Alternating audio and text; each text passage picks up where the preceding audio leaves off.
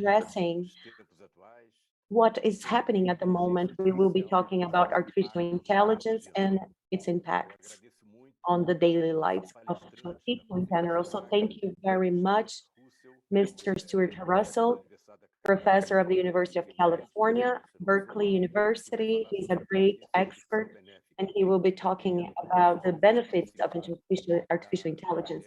Thank you so much for each and every one of you that will be participating in the panel, and the moderators as well. So the moderators, thank you so much, because you are helping each and every one of us to shine, right? Edgar Zanotto, the professor of the material engineering at São Carlos University. He's a member of several academies, Academy of Science in Sao Paulo, Academy of Engineering, the World Science Academy. He's also fellow at FUBRAS and Society Glass Technology, which is one of his specialties, and the American Ceramic Society. Gianna is the director of the Industry Confederation. She's responsible for the executive coordination and innovation. She's also responsible for CIE Souza, has a master's degree from Brasilia University and the University of Pennsylvania, and also MIT Business School of Management. So there will be two moderators that will be helping us today. And one of them is connected to the University of São Carlos, the Federal University, and Ms. Sagazo is also connected to the industry.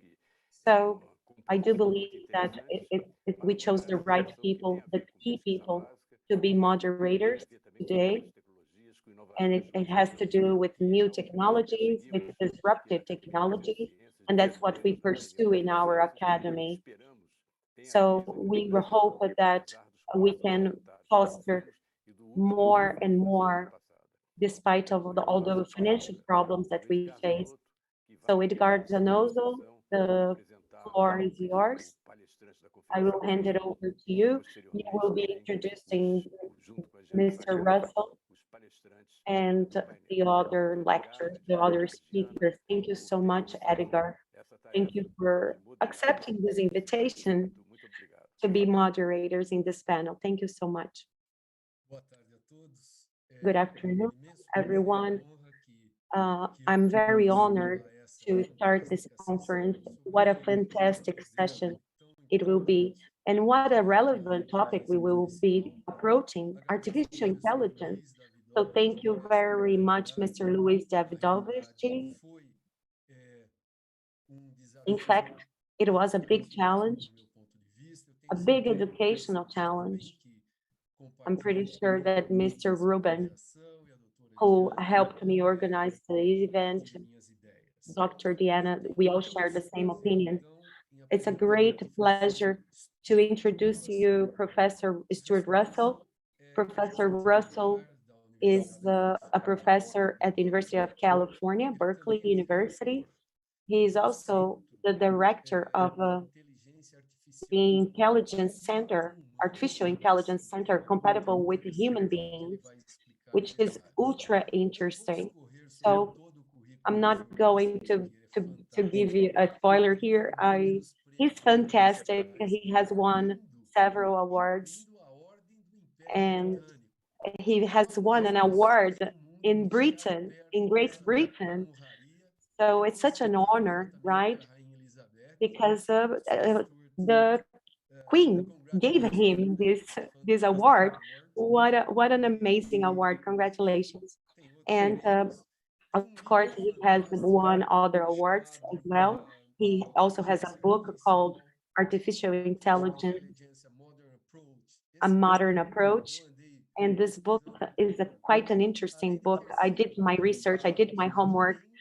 This book is being used in over 1,500 universities, and it has more than 50,000 quotes. I'm sorry to interrupt you. We haven't started in Portuguese yet. We want to make sure that we are broadcasting in Portuguese.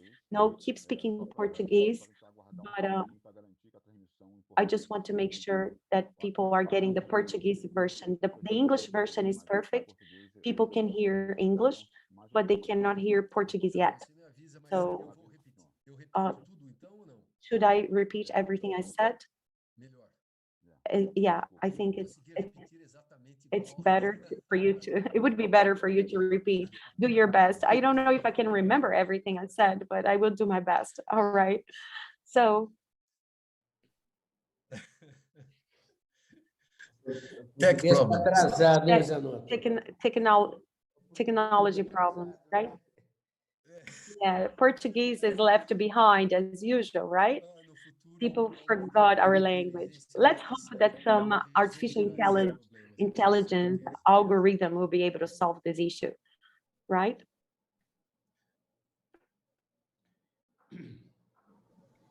O Fernando, é para ficar quieto ou podemos conversar aqui no Fernando, can we speak in the background? Are we supposed to speak or we need to stay quiet?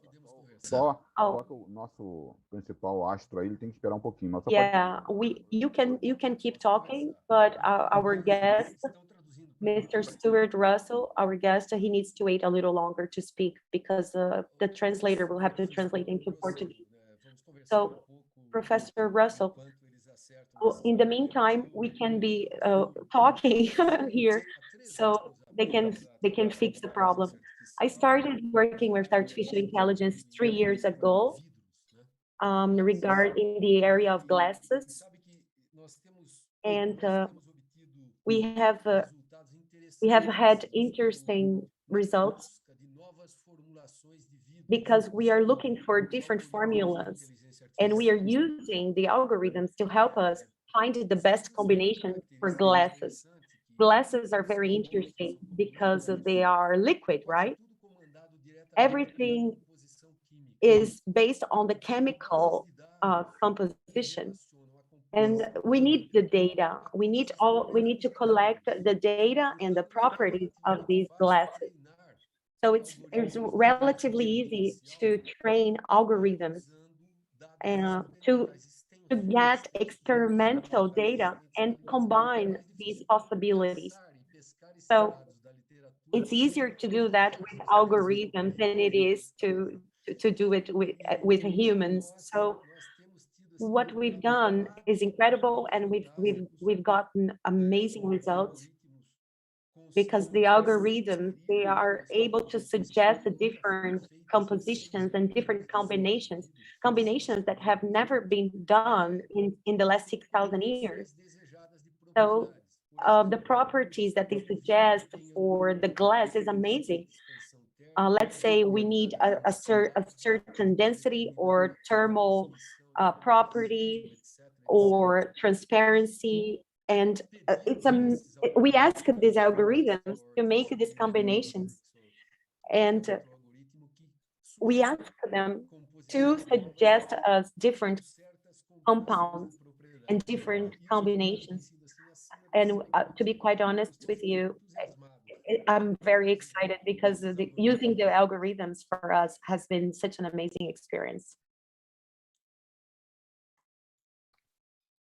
I'm glad to hear it.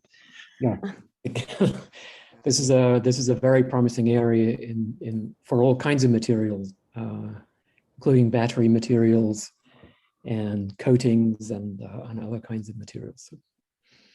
Yeah. Yeah. Professor Edgar, podemos começar. Vamos lá. Podemos. All right, we can start. So I will be introducing Professor Stuart Russell once again. All right.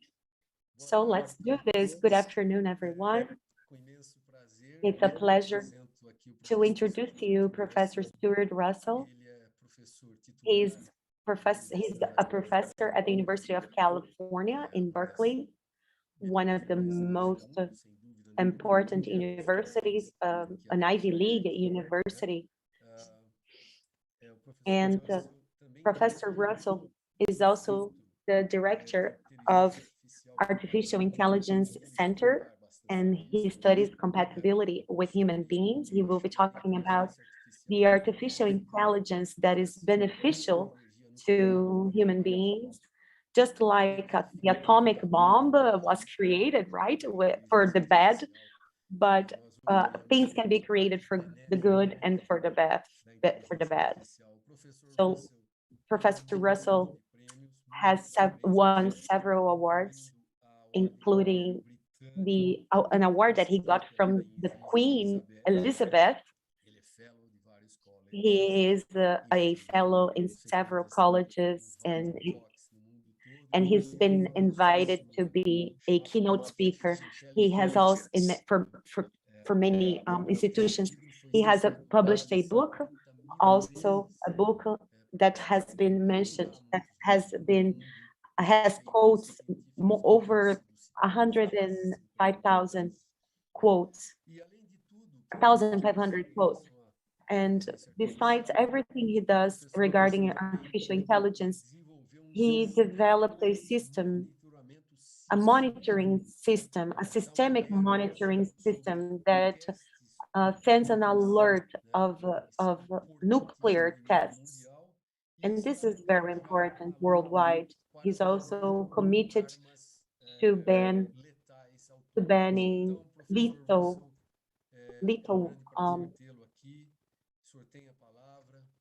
war and lethal weapons. Thank you so much for coming here today, Professor Russell, for being with us today. Thank you very much, Edgar, and also thank you, Luis, for the introduction earlier. And thank you to the Academy for the invitation. Congratulations on the 105th anniversary. I'm sure there will be many hundreds more. So today I'm going to talk about, as Edgar said, artificial intelligence, and in particular, artificial intelligence that is compatible with human existence. So let me explain a little bit what we're talking about.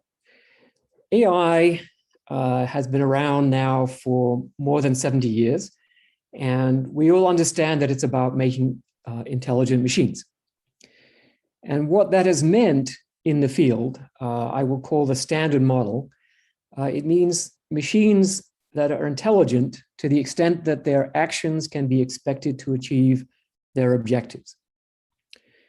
And this is instantiated in all kinds of ways in different branches of artificial intelligence. Some of the oldest branches are problem solving, constraint satisfaction, and game playing, where typically we formulate the objective as a goal. For example, in navigation, the goal is to get to the destination. And then the algorithm is supposed to come up with a solution that best achieves the objective.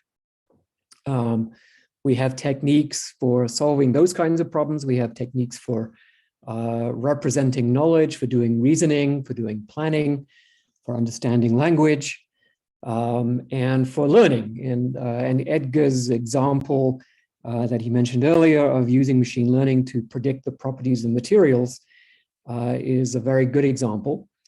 And in all these cases, we define an objective for the machine, and then the machine figures out a way to achieve the objective in the best possible way. And the long-term goal of the field is what we might call general purpose AI.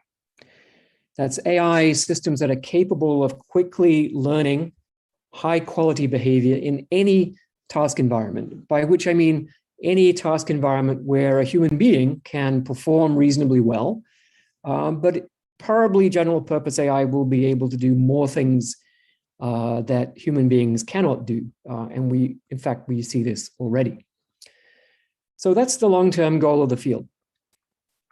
The question that I'm going to talk about mainly today is what happens if we succeed in this goal? And one way of thinking about what success would mean is that we could use these general purpose AI systems to do pretty much everything that we currently do now to create our civilization using our intelligence.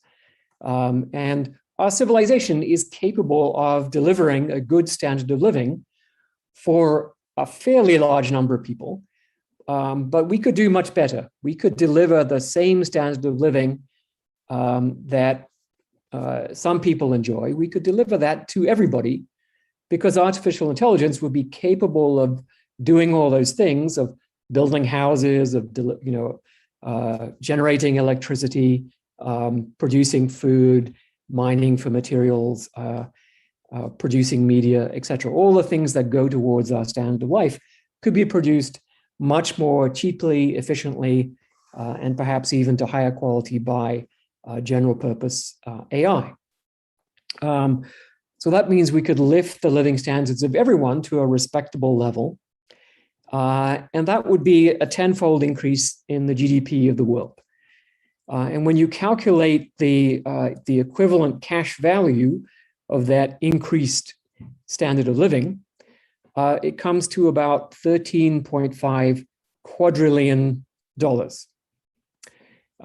that's $13.5 million dollars, or $13.5 million trillion dollars.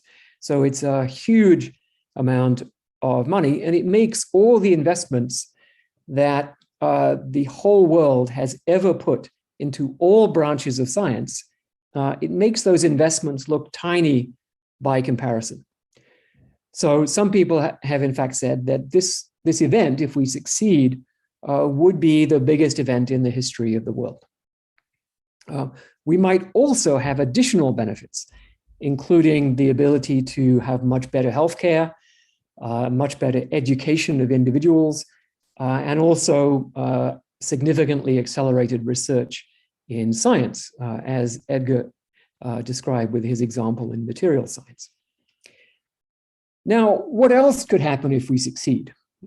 This is Alan Turing. He is the founder of computer science and also of artificial intelligence. He wrote a very famous paper in 1950 called Computing Machinery and Intelligence. And in 1951, he talked about what would happen if we succeed in our goal of creating general purpose AI. He said, it seems probable that once the machine thinking method had started, it would not take long to outstrip our feeble powers.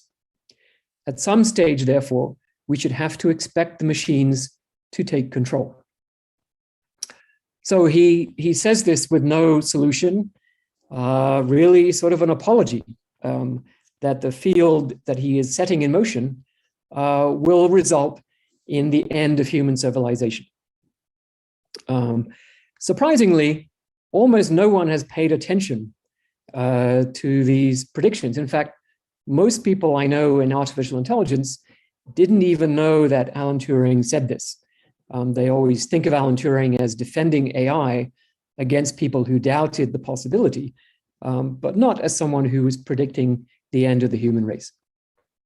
Now, if we fast forward to the present, we haven't yet reached general purpose AI, but many of the things that AI researchers have dreamed about for decades and decades are starting to come true. We are starting to see self-driving cars. We've already seen computer programs defeating human world champions at Go, and even learning to do that in less than 24 hours. In my own work, as Edgar also mentioned, the monitoring system for the Nuclear Test Ban Treaty is now a large-scale AI system based on reasoning with probabilities. And this shows an image from North Korea, where we detected back in 2013 very accurately the location of one of their nuclear tests. In fact, much more accurately than the world's experts in geophysics. We're also starting to see some of the negative uses of artificial intelligence, such as AI that's designed to kill human beings. These are not particularly intelligent machines, but they're very lethal. On the left is the Kargu drone, which is sold by a Turkish company and has been used in Libya to hunt down and kill human beings autonomously. On the right, we see a drone used by Israel in some of the recent conflict in Gaza. So one question that will immediately come to mind is, okay, this general purpose AI or this human level AI, when is it coming? Is it going to happen soon? And that question is very hard to answer because achieving human level or general purpose AI is not just a question of collecting more data or building bigger computers. In fact, I think we already have computers with more than enough computational power to exceed human intelligence. We just don't know how to program them. And we're missing some very important fundamental concepts, including how systems can really understand the content of language, as opposed to sort of superficial parroting of linguistic behavior. How can we have systems that, in the way that humans do, think over many different timescales so that we can plan both for our immediate behavior, as I'm speaking to you, my brain is planning the movements of my tongue and my lips and my vocal cords to produce speech. But people also think at scales of hours and days and weeks and months and years, and they do so seamlessly. We really don't know how to get AI systems that can function in that way. So these breakthroughs are very, very hard to predict. And so I don't think it's possible to put any kind of date on when we will have general purpose AI. But each breakthrough, even by itself, creates enormous magnification of the capabilities of AI systems and will have a huge impact. Now, if we look back at history, and the example of atomic energy, we knew from 1905 onwards that atoms contained enormous quantities of energy based on relativity. But the consensus of the physics establishment, as expressed here by Lord Rutherford, the leading nuclear physicist in 1933, was that it was impossible to access this energy. And he said anyone who looks for a source of power in the transformation of the atoms is talking moonshine. And you will see people saying similar things about artificial intelligence. Anyone who talks about human intelligence is talking moonshine. But what happened with atomic energy? Well, on the next morning, Leo Szilard read a report of Lord Rutherford's speech and went for a walk and invented the neutron-induced nuclear chain reaction, which was the basis for both nuclear energy and nuclear weapons. So it went from impossible to being, I would say, essentially solved.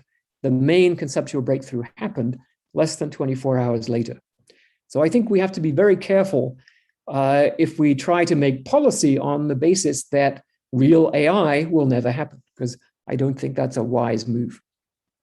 So I think we have to assume that eventually, but probably not very soon, AI systems will make better real-world decisions than humans. And this brings us back to Turing's prediction.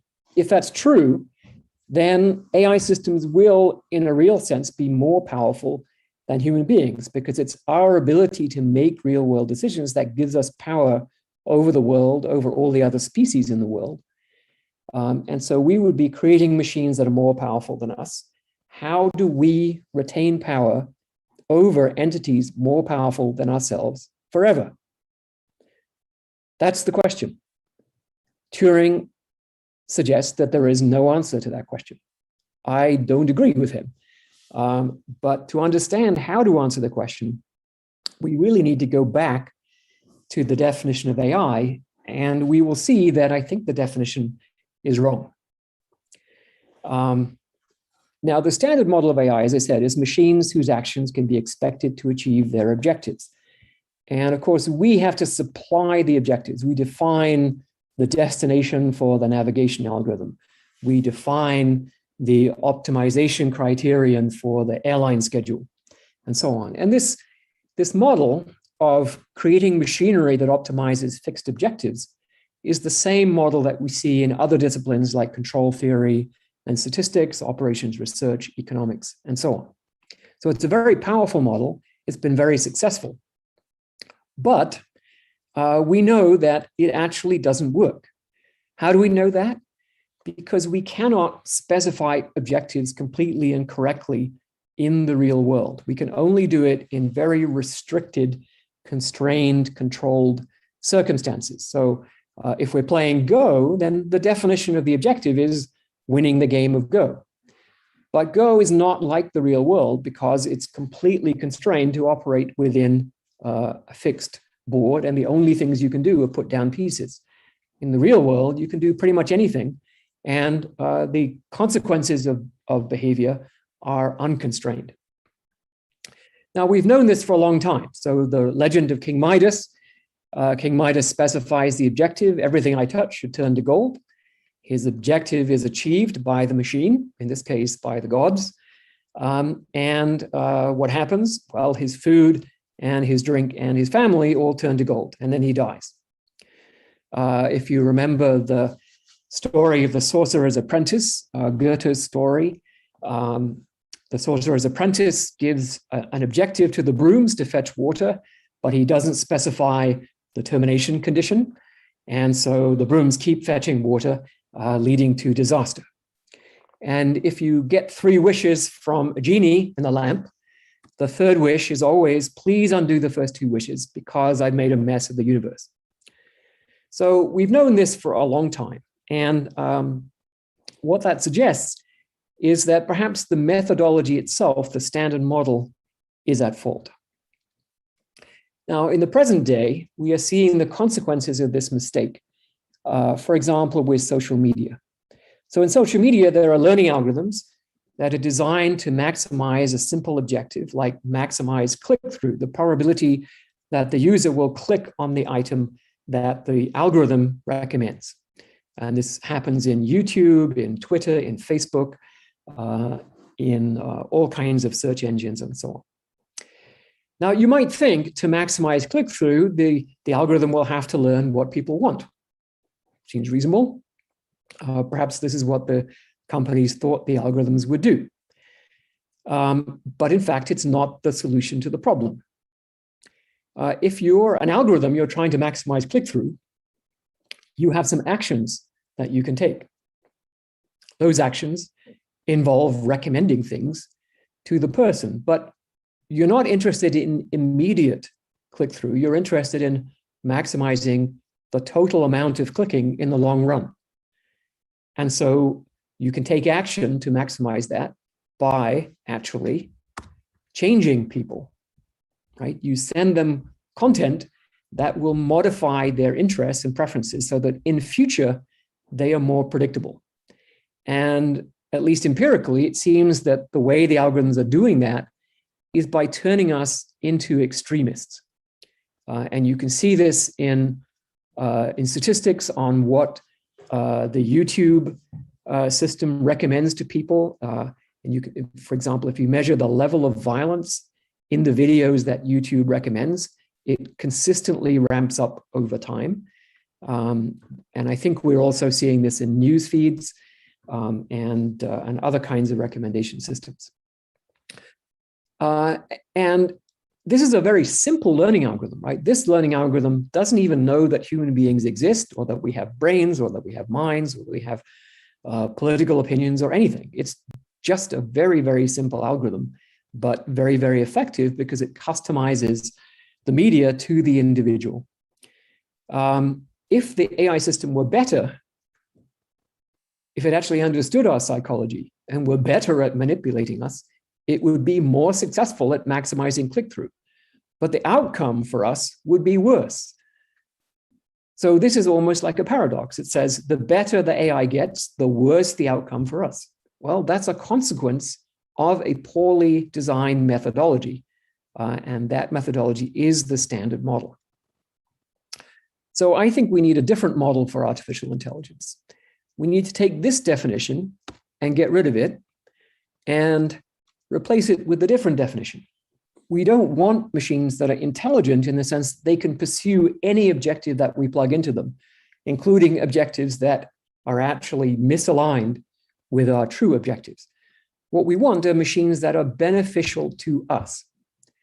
And what that means is that their actions can be expected to achieve our objectives. Now, this definition is only slightly different from the previous one, but the important difference is that the objectives that the machines have to pursue are the true objectives that are in us, not the ones that we state or the ones that we plug into them, but objectives that are in us, our actual preferences about the future. Now, this is a more difficult problem because the machine doesn't know what those objectives are. But that is the right way to think about how we should design AI. And I've expressed this in 3 principles, in deference to Isaac Asimov, who had his 3 laws of robotics, but they're slightly different principles, and the differences are really important. So the first principle is that the robot's only goal is to satisfy human preferences, preferences meaning our preferences about which complete future takes place. The second principle is that the robot does not know what those preferences are. It is intrinsically uncertain about the preferences that each of us has about what the future should be like. The third principle is that the robot can obtain evidence about our preferences from observation or other indirect information about human behavior. Everything we do and everything we don't do is evidence of our underlying preferences about the future. Now, it's quite complicated and indirect evidence because we do many things that, in fact, don't perfectly reflect our preferences. Sometimes we lose when we're playing chess, right? That doesn't mean we wanted to lose. It just means we made a mistake, and so that our action did not perfectly reflect our underlying preferences. But be that as it may, this is the only source of evidence that we're likely to have about what human preferences are. Now, when you take those 3 principles, you can create a mathematical definition of a decision problem called an assistance game. So it's a game in the sense that economists use the word because it's a decision problem involving at least 2 different entities. The machine or the robot that is supposed to be of assistance to a human, but the human is also part of the game, and we'll see why that is. Now, once we formulate this mathematically, we can actually do mathematical analysis or write algorithms that solve these games, and we can look at what the solution does, right? How would a machine that solves this type of game actually behave? And we find that machines that solve these assistance games will necessarily defer to human control.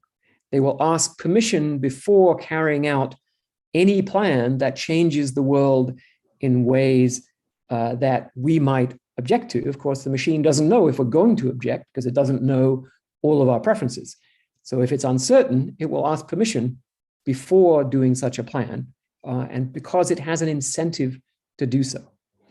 And it has an incentive because of the first principle. It wants to satisfy preferences, doesn't want to violate them. It will use plans that are minimally invasive, meaning that they make the least possible amount of change to the world, again, because it doesn't want to violate our preferences. In the extreme case, it will allow itself to be switched off. And this is the core of the control problem that Turing was talking about. If we can't switch off the machine, then we have, in principle, lost control.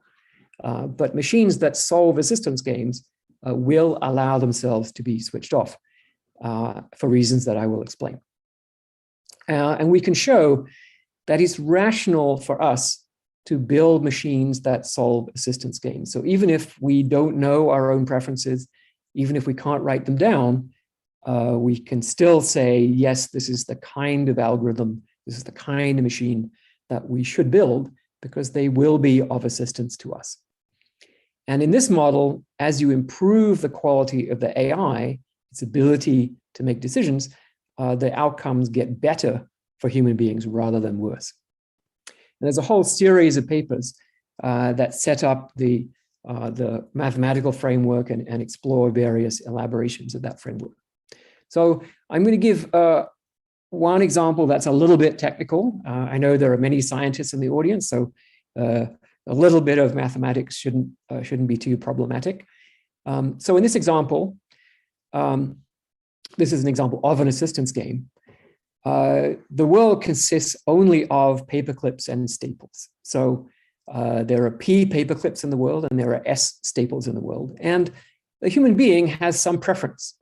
And so their payoff or their reward function is theta times the number of paper clips and 1 minus theta times the number of staples. So you can think of this parameter theta as like an exchange rate between paper clips and staples. And let's suppose that in this case, the exchange rate is 0.49. So think of that as 49 cents for a paper clip and 51 cents for a staple. And so this human being has a slight preference for staples over paper clips. Now, the robot doesn't know what the human preference is, right? So it has a prior belief about this parameter theta and says it could be anywhere between 0 and 1, right? So the robot really doesn't know anything about human preference. So in this simple game, the human gets to go first and can choose to have 2 paper clips, 1 of each, or 2 staples. And if the human were just to make that decision by themselves, given that they slightly prefer staples to paper clips, in fact, you can see these are the values of those choices, 98 cents, $1, and $1.02. The human would obviously choose 2 staples because that's worth $1.02 and they prefer that outcome. But this is not the end of the game, right? The robot gets to go next in this game and actually produce a lot more paper clips and staples. And let's say the robot could choose to make 90 paper clips, 50 of each, or 90 staples. Now, the question is, what should the human do and what should the robot do? Well, what the human does depends on how the robot is going to interpret that action. And how the robot interprets that action, well, that depends on how the human chooses it.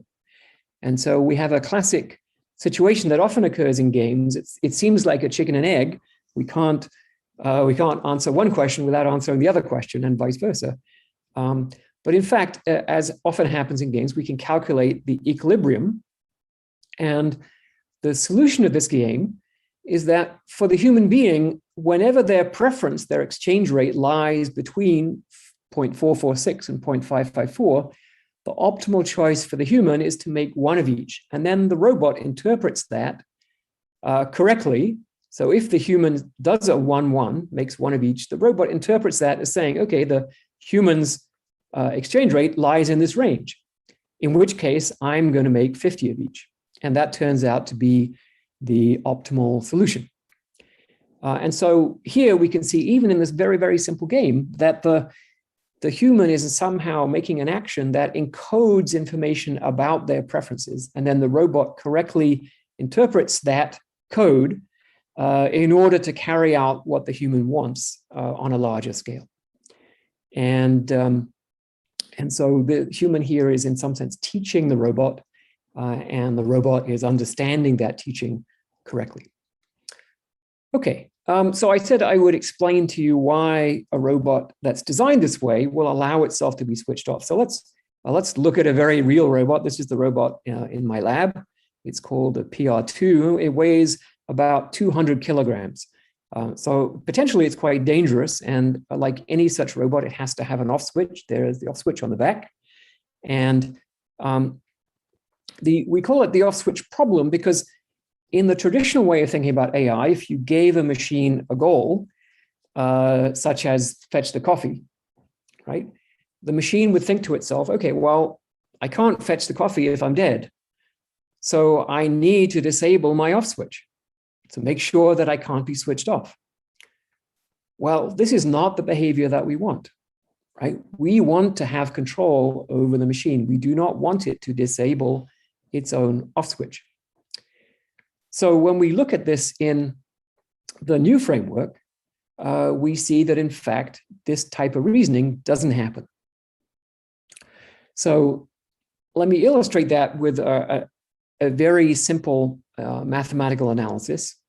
Again, we set up a simple game here where in this case, the robot goes first and the robot has a choice between initially between two actions.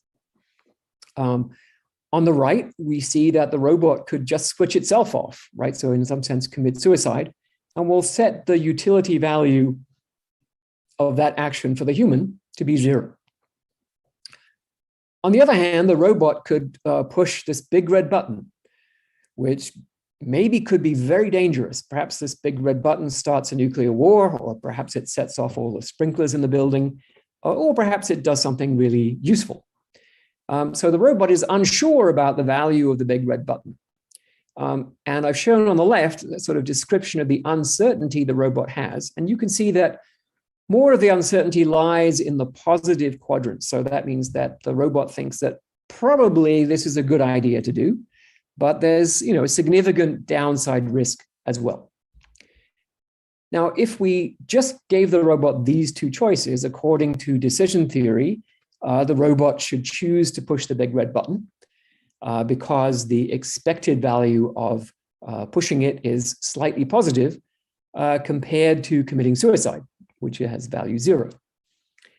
And so pushing the big red button here is equivalent to not allowing the human to intervene. So it's like disabling the off switch. It means I'm just going to go ahead and do this thing, and I'm not allowing the human to intervene. But we can add another option, which is to allow the human being to intervene.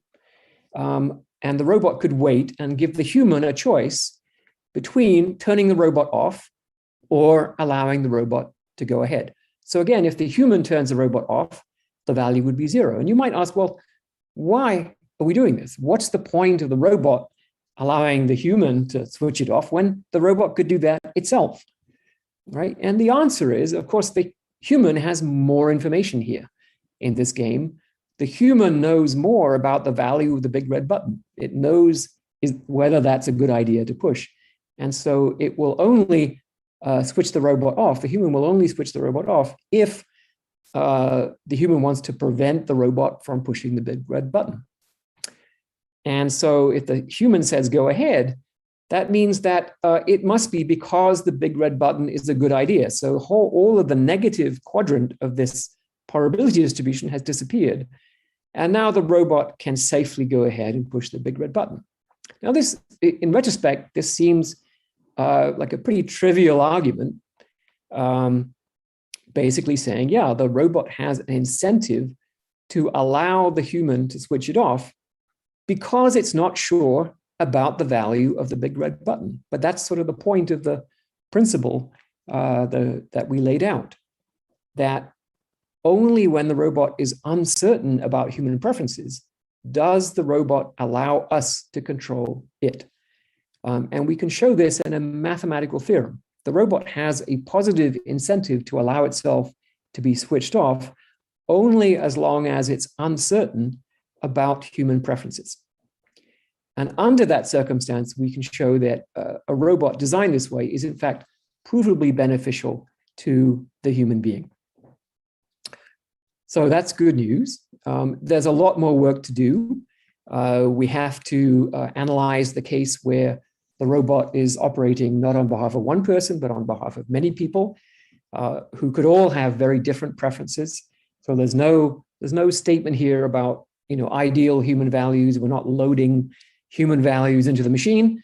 In principle, the machine could have 8 billion different preference predictions about the 8 billion people on Earth. But still, if you're making a decision, you have to understand, well, how do we trade off those preferences of all those different people? And this is what democracy is for. It's what moral philosophy is for. It's what economics is about, and so on. We also have to consider the case of many machines. Ideally, all machines would be designed perfectly according to a provably safe template, but we have to face the fact that the computers that will exist in the future will be produced by many different manufacturers. The algorithms will be designed by many different people.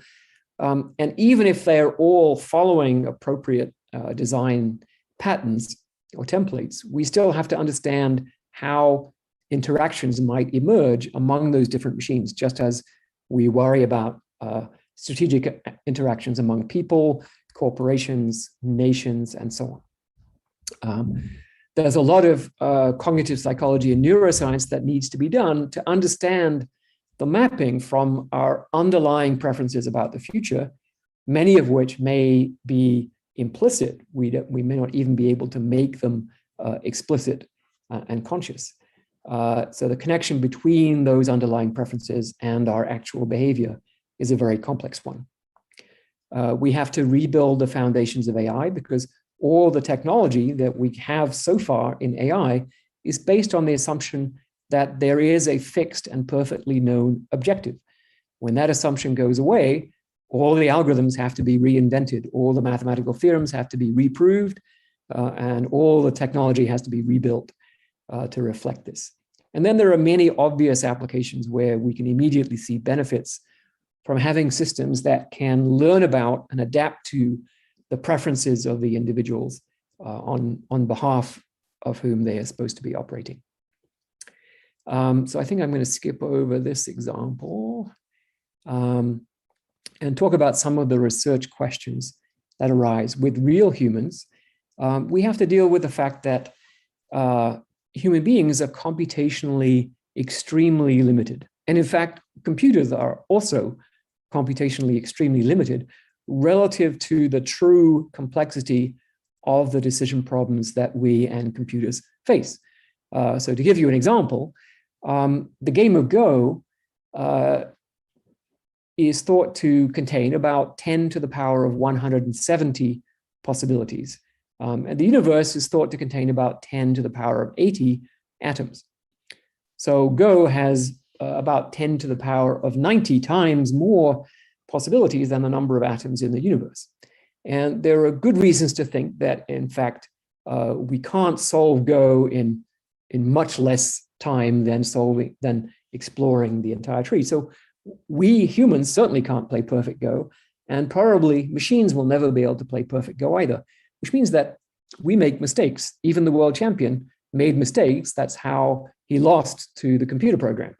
But when he makes a move that loses the game, that doesn't mean that he wanted to lose. It means that he wanted to win, but his computational limitations prevented him from acting in accordance with his preferences. So when you observe preferences, you have to understand how the behavior is generated in order to understand what the underlying preferences must have been to produce that behavior. And the biggest effect of computational limitations on human behavior is I think, the fact that our behavior is extremely hierarchically structured. We are not solving the problem of what is the first best action of the rest of our lives, right? We are always embedded in a much smaller version of the problem, like, what am I going to say about this slide, right? That's the problem I'm currently thinking about. That is a part of a commitment to giving this talk, which is part of a commitment, which is part of a commitment. And so all of our behavior is embedded in these very deep nested hierarchies of commitments and objectives, short-term, medium-term, long-term objectives, and so on. That all these preferences have to be understood in that context. Our behavior is emotionally driven. We do things that we regret. So AI systems will have to understand how that works. There are things we don't know about our own preferences, and so we have to understand that human beings learn more about their own preferences over time.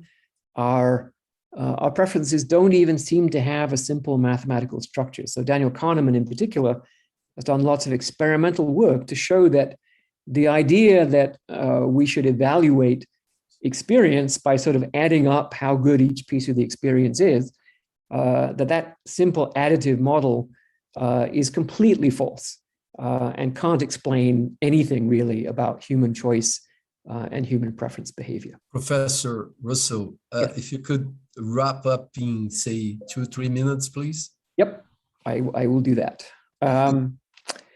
And another important thing to respect is the fact that human beings have preference about autonomy, not just about the state of the world, but a counterfactual property that we would like the option to do something different should we so choose to do that. So autonomy itself is a value that humans have about the world. Okay, I'm skipping over this very quickly. So I talked about the idea that many humans, when you have many humans involved, there are complicated issues of how you make decisions on behalf of many humans. Philosophers have talked about these issues for centuries. The difficulty of comparing and trading off the preferences of different individuals is a fundamental question for philosophy. Decisions about many people are particularly complicated when the decisions actually change who exists. So any decision that affects the size of population, for example, as China decided to do with their one-child policy, with that policy, they eliminated 500 million people. Now, normally, if you went around eliminating 500 million people, as Thanos does, he eliminates half the people in the universe on the grounds that the other half will be more than twice as happy, right? If you're going to do those kinds of calculations, you better get it right. And so we have to be very careful to understand how to resolve these kinds of moral questions that affect population size. So lots of other examples of research questions involving decision-making on behalf of different people. So I have to skip over this in the interest of time, but questions like sadism come up. You know, should we act to help people who are sadistic? I think the answer is no. But it turns out that many other characteristics of humans like pride and rivalry and envy also have the same mathematical structure as sadism. And should we eliminate those as well? That's a more difficult question. So to wrap up, there are 2 books you could look at to learn more about this. Edgar, in his introduction, mentioned the textbook on the right, which in the 4th edition now introduces some of these ideas. And the book on the left is written for a more general audience and is available, as far as I know, in Brazil and Portuguese. So to summarize, I think the potential of AI to benefit humanity is enormous. And that is creating this unstoppable momentum. The quantity of research investment, of intellectual capital going into AI is huge. But if we continue along the standard model that we've been using for AI since the beginning, we will eventually lose control, as Turing predicted. But if we take a different model for AI, then we can actually have AI that is provably beneficial to humans. And this is not just an ethical argument. This is a practical scientific argument. This is what it means to do good AI. I don't have to wave my sort of ethical hand at people and saying, no, you're bad people. Just do good AI, and then things will turn out well. So there are other problems I haven't talked about that you may be thinking, what about Dr. Evil? He doesn't want to use good AI. How do we stop him from misusing AI and causing all kinds of problems for the world? And what if we just have too much AI? What if we turn over our civilization to machines who will then run it for us, and then we become unable to run it ourselves? We become enfeebled in the way that the movie Wall-E actually depicts very well. So these are 2 other problems for you to think about, and thank you very much for your time.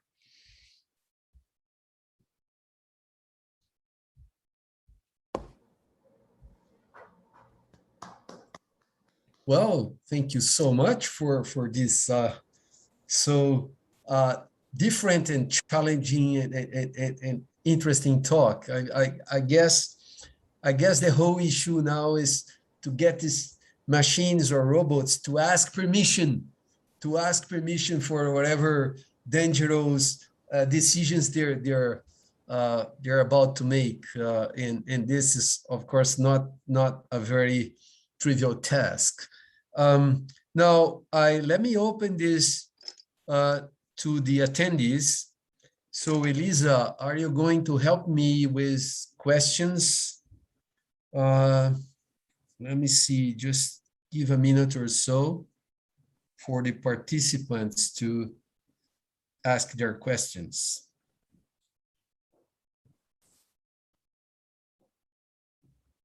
Somebody's Hernan Chaimovic.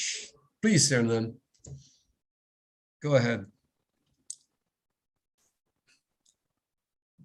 guys, I think you have to open Professor Chaimovic's mic. Pessoal, pode... Or is it a chat mode? I don't know. Try to unmute. Can you hear me now? Yeah, Yes. good. Yeah. Oh, good. Thank you immensely, Professor Russell. It was challenging, clear, and I don't think that 1 hour is enough, okay?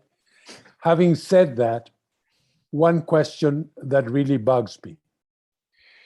I am not convinced that we know what the computing capacity of the human brain is. Because people used to count number of cells, people used to count number of connections, but my feeling, and it's not only a feeling, is that it's absolutely wrong, because some connections can respond to 1 or 2 molecules of neurotransmitters. So what is 1 bit of information I don't know? Are we near to a consensus in terms of our computing capacity? No, I mean, I should say, I am not a neuroscientist, but I do talk to neuroscientists, and most of them are of the view that that precision in neurons is not particularly important, and you would hope that that it shouldn't matter precisely how much voltage the neuron generates in a spike, or precisely how frequently it's firing. It should be fairly robust, because if it wasn't, then your brain would start doing completely different things if you were a little bit warmer, for example. And so one expects that it's pretty robust, which means it's not particularly sensitive to these small changes. And but when you ask neuroscientists, okay, well, how does thinking work? They seem to have wildly differing ideas. How does memory work? How does perception work? I think perception, there's a bit more progress on. But even then, in perception, we have no idea why the visual cortex has 5 times as many projections in what would appear to be the wrong direction. They're not bottom-up connections, they're top-down connections. We don't know why. And some neuroscientists think that the brain operates on neural synchrony. Some people think neural synchrony is completely irrelevant. Some people think the memories are stored in one part of the brain. Some people think they're stored in another. It's really puzzling. And every time I do a new edition of the book, I go talk to the neuroscientist so I can update that section. But it seems like they just disagree with each other, to the same extent, every decade. So I can't give you a definitive answer. But the number that I've seen is about, maximum 10 to the 17 operations per second. And that's with maximum firing rate for every single neuron in the brain simultaneously. And we already have machines that are operating at 10 to the 18 operations per second. But I think we're using them in ways that are completely ridiculous. So to give you just one very quick example, Arthur Samuel wrote a program in 1956 that learned to play the game of checkers and play at a fairly good, not the world champion level, but comparable to a good professional or a very strong amateur player. And that took, he said, several hours, so less than 1 day. On a computer, that was 10 to the 13 times slower. So let me say that again. That's 10 trillion times slower than the computer that DeepMind used to train AlphaGo, which learned to beat the Go world champion. Right? Now, you could say, yeah, Go is a bit more difficult than checkers, but I don't I don't think that achieving sort of good human performance is 10 to the 13 times more difficult in Go than it is in chess. So I think we're probably 10 or 15 orders of magnitude less efficient in our use of computing than we could be. Okay, thank you. Let me read an interesting question from Hannes Fischer. Nice to hear from you, Hannes. Are you really hopeful that in such greedy world we live, the mainstream AI will be used for better? And then he completes, it's a long sentence, but I'm going to the end. How can you decouple better AI from our own morale? I think that's a great question. And I think it talks to the issue of how the technological developments interact with policy. And I think maybe I'm just optimistic by nature, and I keep thinking, despite all the evidence to the contrary, that if you explain things clearly, and that most people have the best interest of humanity at heart, and if you explain things clearly to them, you can get them to adopt reasonable policies. And I think in the case of the EU, that seems to be the case. I've been involved in the legislative process leading up to the new AI Act, which has not yet been finalized, but is close to final. And I think I've seen significant improvement in the way that Act has been laid out, and I think it's a pretty positive step. It's not perfect, but it's a pretty good step towards addressing some of these questions. The area where I'm a bit concerned is autonomous weapons, because that technology is moving ahead really fast. As I mentioned, they're already out there, they're already killing people, and yet, you can go to Geneva and talk to the ambassadors, and the ambassadors are still saying, well, we don't need to worry, this is 20 or 30 years in the future. It's like, God, how much do I need to bring one of them in here and attack people in the auditorium before you believe that these things exist and they are a threat? And at the moment, the policy that they are about to agree, the only thing it bans is basically Skynet, right? In the sense of, they don't want conscious machines that will wake up in the morning and decide to start a war and take over the world by themselves. Everything else is completely fine, and it's like, no, you're not. There's really a gap in understanding. And I think, we need a lot more time to sit down and explain everything in detail to the policymakers on these questions. Good. Okay, good. Let me take a third and final question, and then we'll move on with other talks. From André Lima.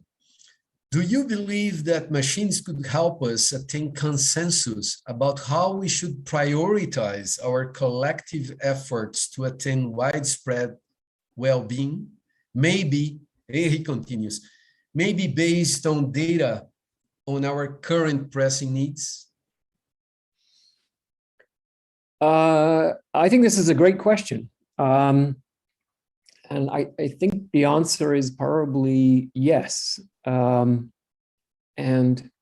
one reason is that, in fact, we know how to meet human needs, right? It's not that we lack technological understanding of, how to have clean water, how to have enough to eat, how to have electricity and housing and all the other things that make up, a reasonably safe, secure, civilized life. It's a coordination problem.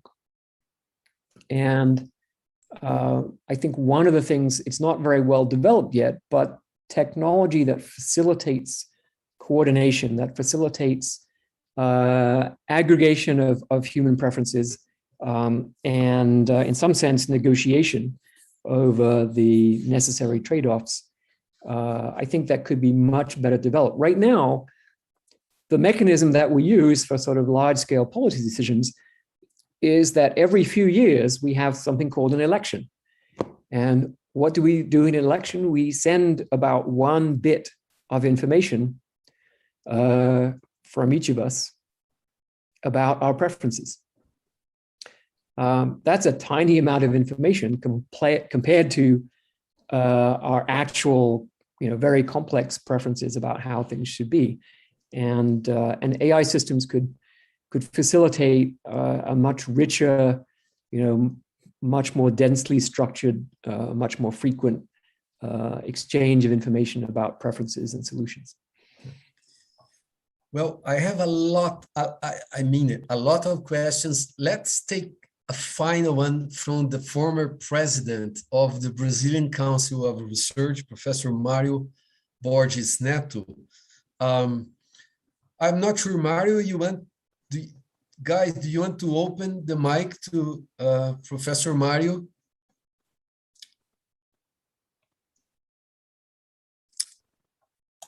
He's on YouTube. Oh, he's on YouTube. So I'm going to read his question then. Okay. Based on your initial perspectives, how to program AI machines or robots to make sure that in the future, the machines with AI will not turn human beings into slaves? That's well, I think that's really the topic of the book, and this idea that they won't turn us into slaves because they're constitutionally designed to have human benefit as their only objective. And as I mentioned, autonomy is in fact a really important part of our preferences. And it's actually quite difficult to incorporate that into standard models of decision theory, because it's not a property of any particular sequence of states of the world, right? It's a counterfactual property. It's not just what happens, it's that no matter what happens, I would like to reserve the option to make it happen differently, right? And so getting that right, I think, would be a good step forward to ensuring benefit. Dr. Russell? Okay, sorry, just a moment. I have an interruption here. I shan't, but I think we're done in terms of time. Okay, then thank you so much again. We have now to move on with the thematic session on. Let me switch to Portuguese again. I'm sorry. Inteligência artificial e seus impactos no cotidiano. Agora nós teremos 3 palestras de 20 minutos.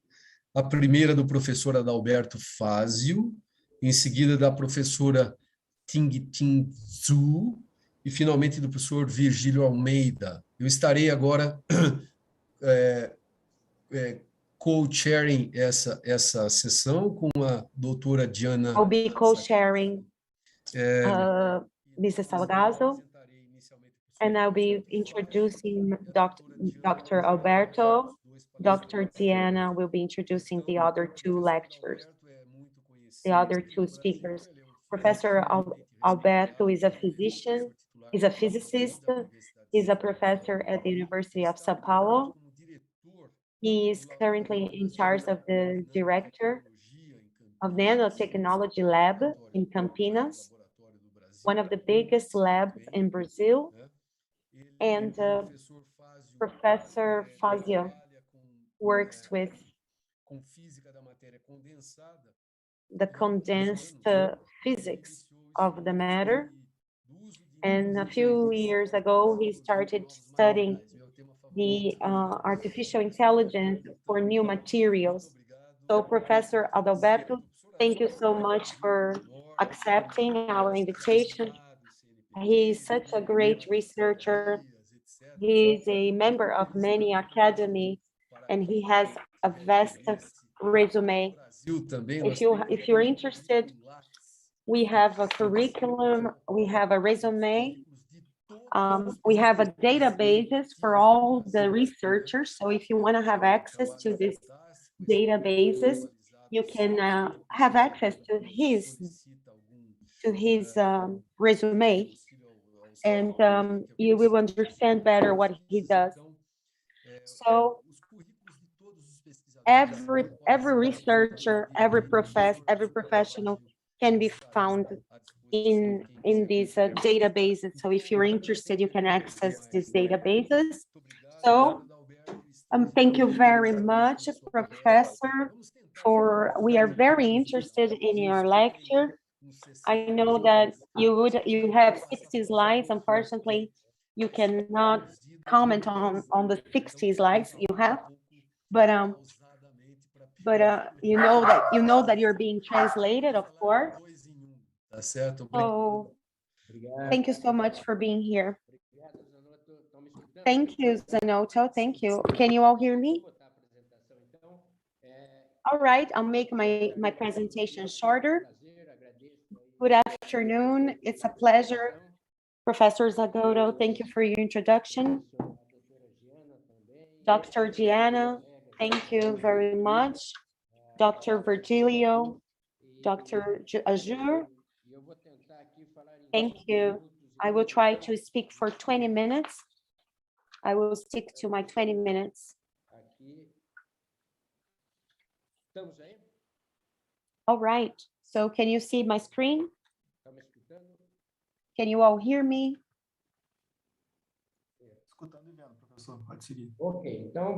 Alrighty, so good afternoon, everyone.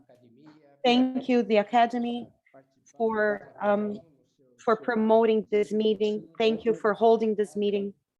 And congratulations on the 105 years. I know it's a challenge to be speaking for 20 minutes. I will be talking about the impacts of artificial intelligence on people's lives. I study the discovery of materials and new properties, and I've been working in this area, in the artificial intelligence area, and science databases in condensed materials.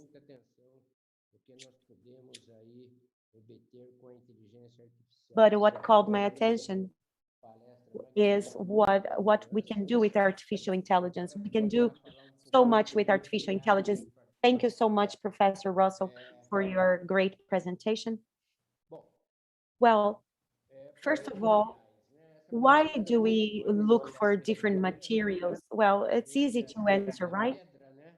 Ever since the caveman started looking for different materials to make weapons, our economy is based on materials. So ever since the Stone Age, we have bronze, we have the metals, the precious metals. So artificial intelligence can help us select better materials. Let me start here with a program that was launched during the Obama administration, and it had a huge impact in physics and in materials. If we look at other areas, there are other areas that have been doing research on artificial intelligence and using artificial intelligence, using machine learning, but the biggest impact started with President Obama, which was the Genome initiative in 2011. And here is a quote from President Obama: "Materials are a key to economic and national security." So obviously, President Obama was very concerned about safety, and it connects several secretaries, several institutions, and universities and companies. And this is the program, the nanotechnology program, that most impacted the the use of materials in Europe and China and in other parts of the world. Here is a book of reference. It goes up to 2017, so it's a little bit 2007, is a little bit outdated, but you can see the impact of materials, the advanced materials revolution, let's put it this way, and how the US has always been a market leader. You have England with the carbon fiber, you have Japan with them, but the United States has always been a market leader. And President Obama's speech, he said that to help businesses discover, develop, and deploy new materials twice as fast, we are launching what we call the Materials Genome Initiative. And he gives some examples. He talks about the lithium batteries, from the lithium batteries to the iPods and the iPads, you know, and how we can speed up the process of finding new materials. So here's a graphic and the number of publications. This program started in 2011, and you see what happened in 2020. When you type big data or machine learning, you have more materials now, more articles, more papers have been published on this. So the idea is to keep on making advancements and get to the market and finding materials. Anyway, so when we talk about materials, when we look at materials, we look at three letters: the atom, the composition of this material, and the structure of this material. So three letters. In computer science, the traditional focus takes the surface into account. And if I want to go to the top of this surface, I can start doing my calculations to get to the top. In regards to machine learning and artificial intelligence, I can turn on the machine and I can go straight to the top, and I can get to the specific material that I'm looking for. So this is what machine learning is all about. I know that Russell has already mentioned, so machine learning defines a set of methods that can automatically detect patterns in data, and then use the uncovered patterns to predict future data or to perform other kinds of decision-making under uncertainty situations. So, uncertain situations. So in any country, you need to have a control over the materials that you use. And this is one of the biggest challenges. So machine learning for science has two different branches. Just to give you a quick overview: supervised learning. The supervised learning takes into account the problem definition, the data representation, and algorithm. For example, you generate the uncontrolled data. For instance, an image of an endoscopy that is I can have a regression or a classification. So I can have a set of data and I can decide which actions to take. Here, this example has been used in many papers. What set of rules and best practices in machine learning for chemistry? So if you are going to write a paper and you're going to submit your paper, you need to look at these important points, right? There are rules for papers to be published, so you need to look at the data sources, the data cleaning, the data representations, model choice, the validation, and the code and reproducibility, and use it at all to write your paper. Some papers that are 4 pages long, you must take this into account. I'm going to use one example. This example is the example that I've been using to illustrate my point, to make my point. These are topological insulator. You don't need to understand what a topological insulator is, because the insulator does not conduct electricity. However, its surface is metal-based, and because it's metal-based, it's produced with defects. It has defects and impurities. So it's a very important material for research and for material research and quantum research. This material was discovered recently, 2006, and after 2006, they were capable of making the graphene. They were capable of finding the graphene, discovering graphene and other materials, and graphene had these properties. And there are other materials as well that have the same properties. So this material is very important.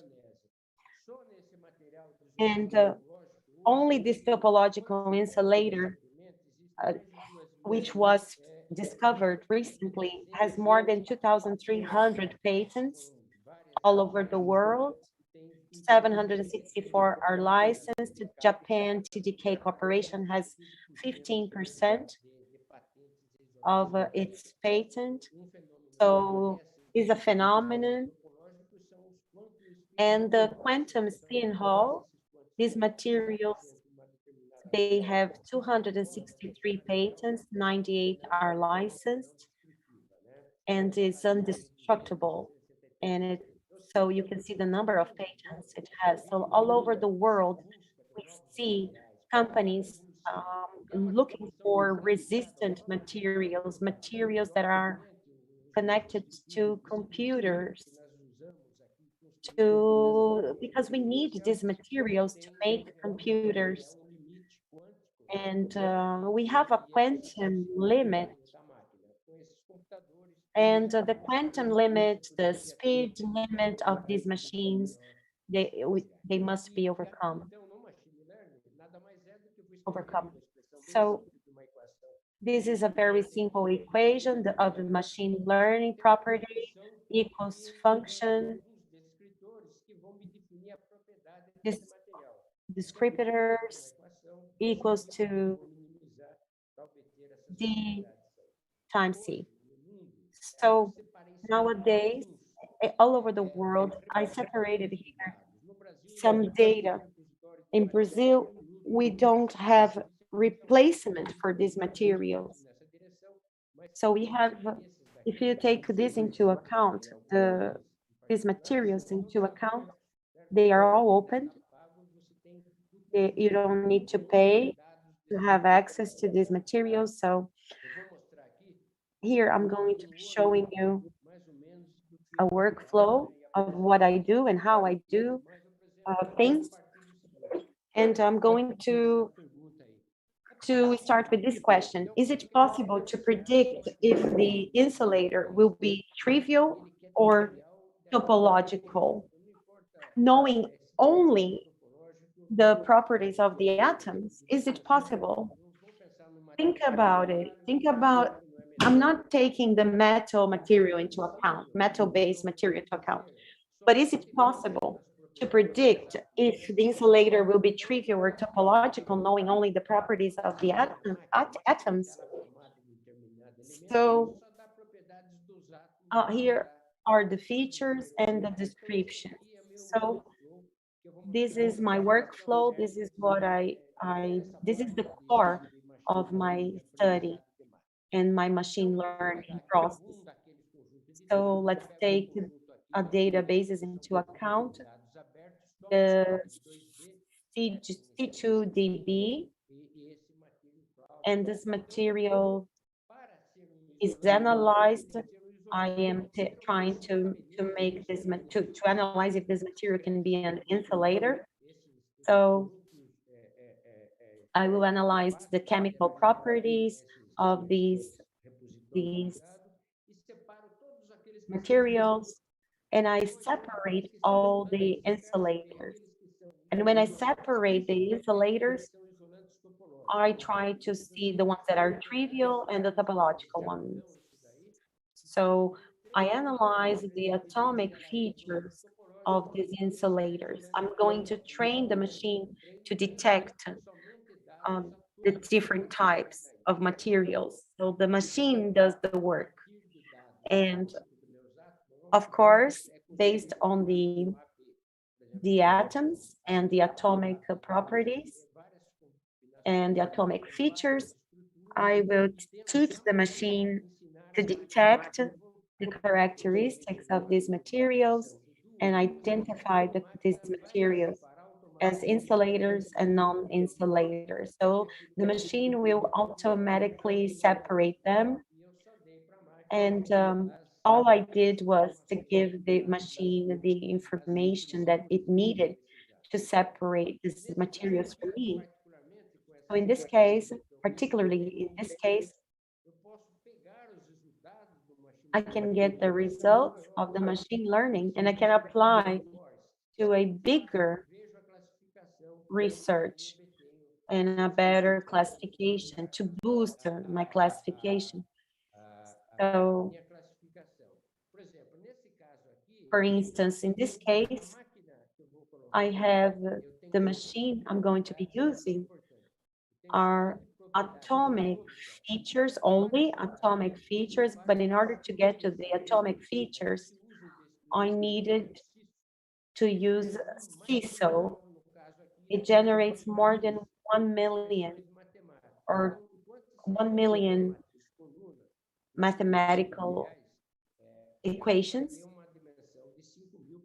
and I will have 5,000 per billion of mathematical combinations. When I'm going to try to minimize here a little bit, I have two immersions, the potential A, potential B, times the electronic affinities. So the machine itself does the mathematical formula and comes up with a mathematical formula. So is it causal or not? So the ML model, I trained my machine, of course, and now I get my chart, and I'm going to start screening and dividing my materials based on the new combinations that I made.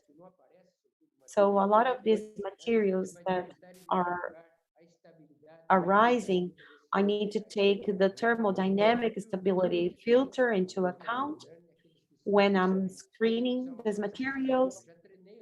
And I need to take the data into account, all the data, the data that I'm familiar with. So for prototypes, I have 5,041, and then my machine will tell me the potential combinations, 569, and after the 569, I have another machine learning process that will show me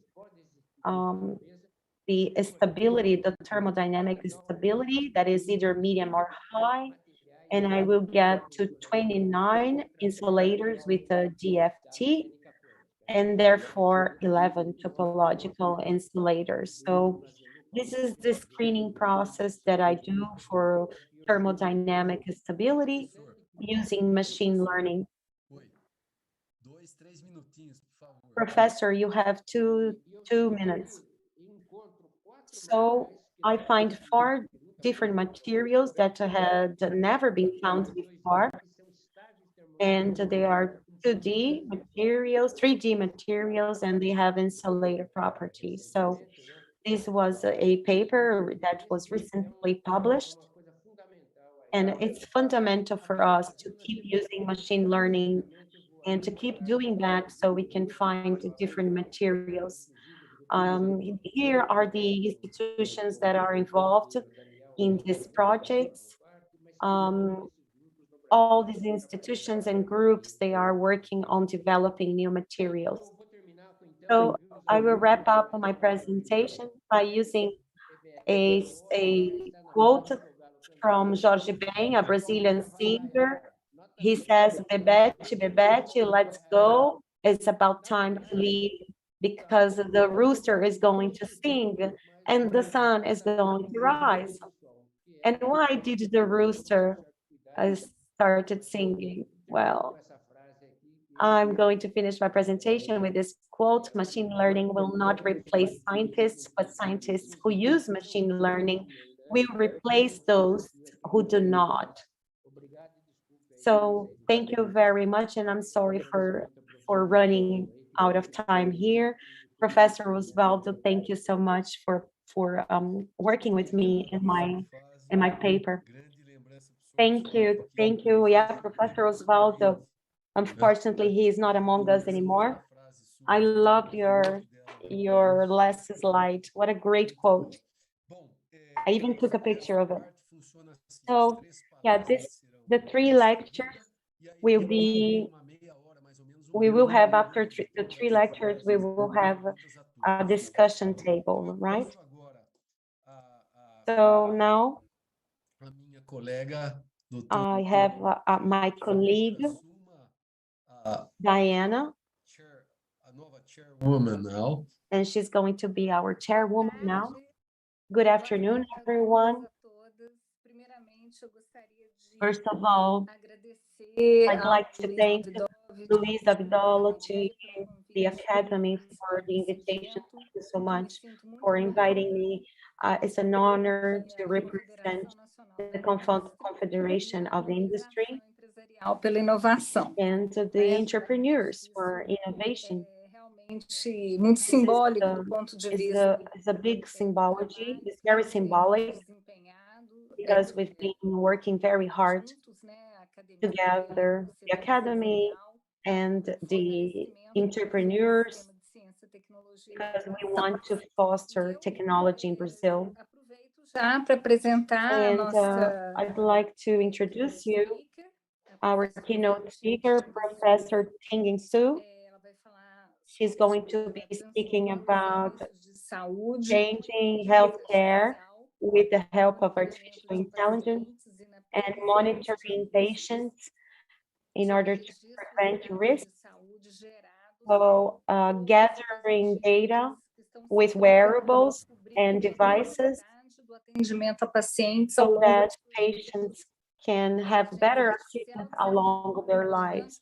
Artificial intelligence plays an important role and on how efficient healthcare will be in the future. So she's a researcher for engineering and science department in the University of Oxford.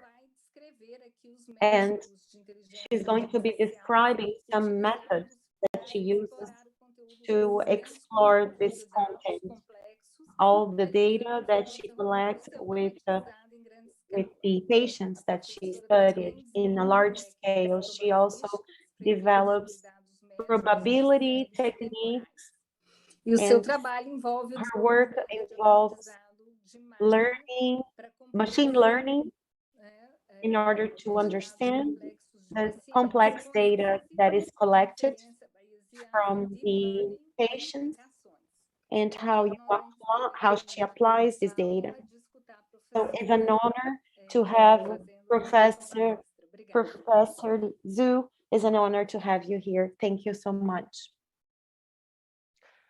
Thank you, Jen, and thank you so much for having me tonight. Let me just starting my slide quickly to share with everyone else. Yeah, so I hope everyone can see my screen, I suppose. If not, do shout out and let me know. Yes. Yep. Perfect, thank you. So yeah, congratulations again for the 105 year of the Academy, and thank you so much for inviting me to give the talk today. So my topic is about transforming healthcare with AI in patient monitoring and risk predictions.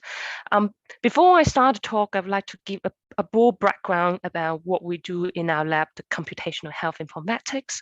We're based at the Institute of Biomedical Engineering, which is pictures on the left for the green building within the Department of Engineering Science, University of Oxford. The Kai Lab also have its second site, which is in China, Suzhou, that is called Oxford Center for Advanced Research. Our collaborators generally include clinicians that with hospitals, as well George Institute for Global Health, and also specialists in developing regions like the School of Geography and Environment, and also numerous industrial bodies.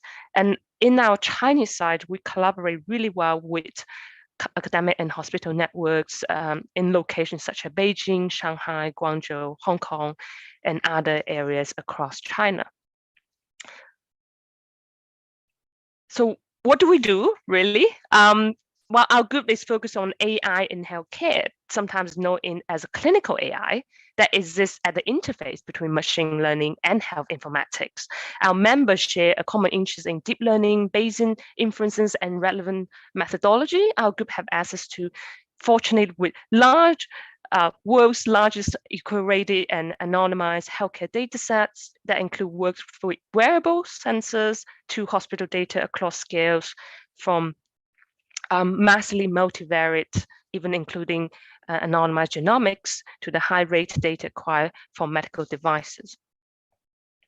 So today I will be giving a bit more broader overview and some example that is relevant to my talks to showcase that what we do and how do we use AI to transform healthcare. The first thing is about dynamic forecasting for patient health in critical care.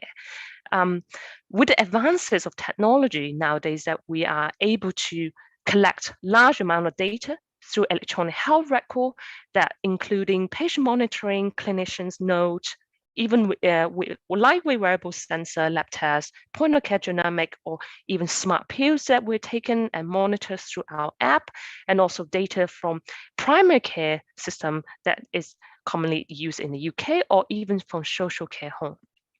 So that allows us to focus on the roadmap. How do we personalize care and interventions? And here I'm just showing you an example about bedside monitoring in critical care. And obviously you can see there's a lot of device there. What we want to do is embedding AI algorithm in a small monitor screen that allow risk monitoring and predictions.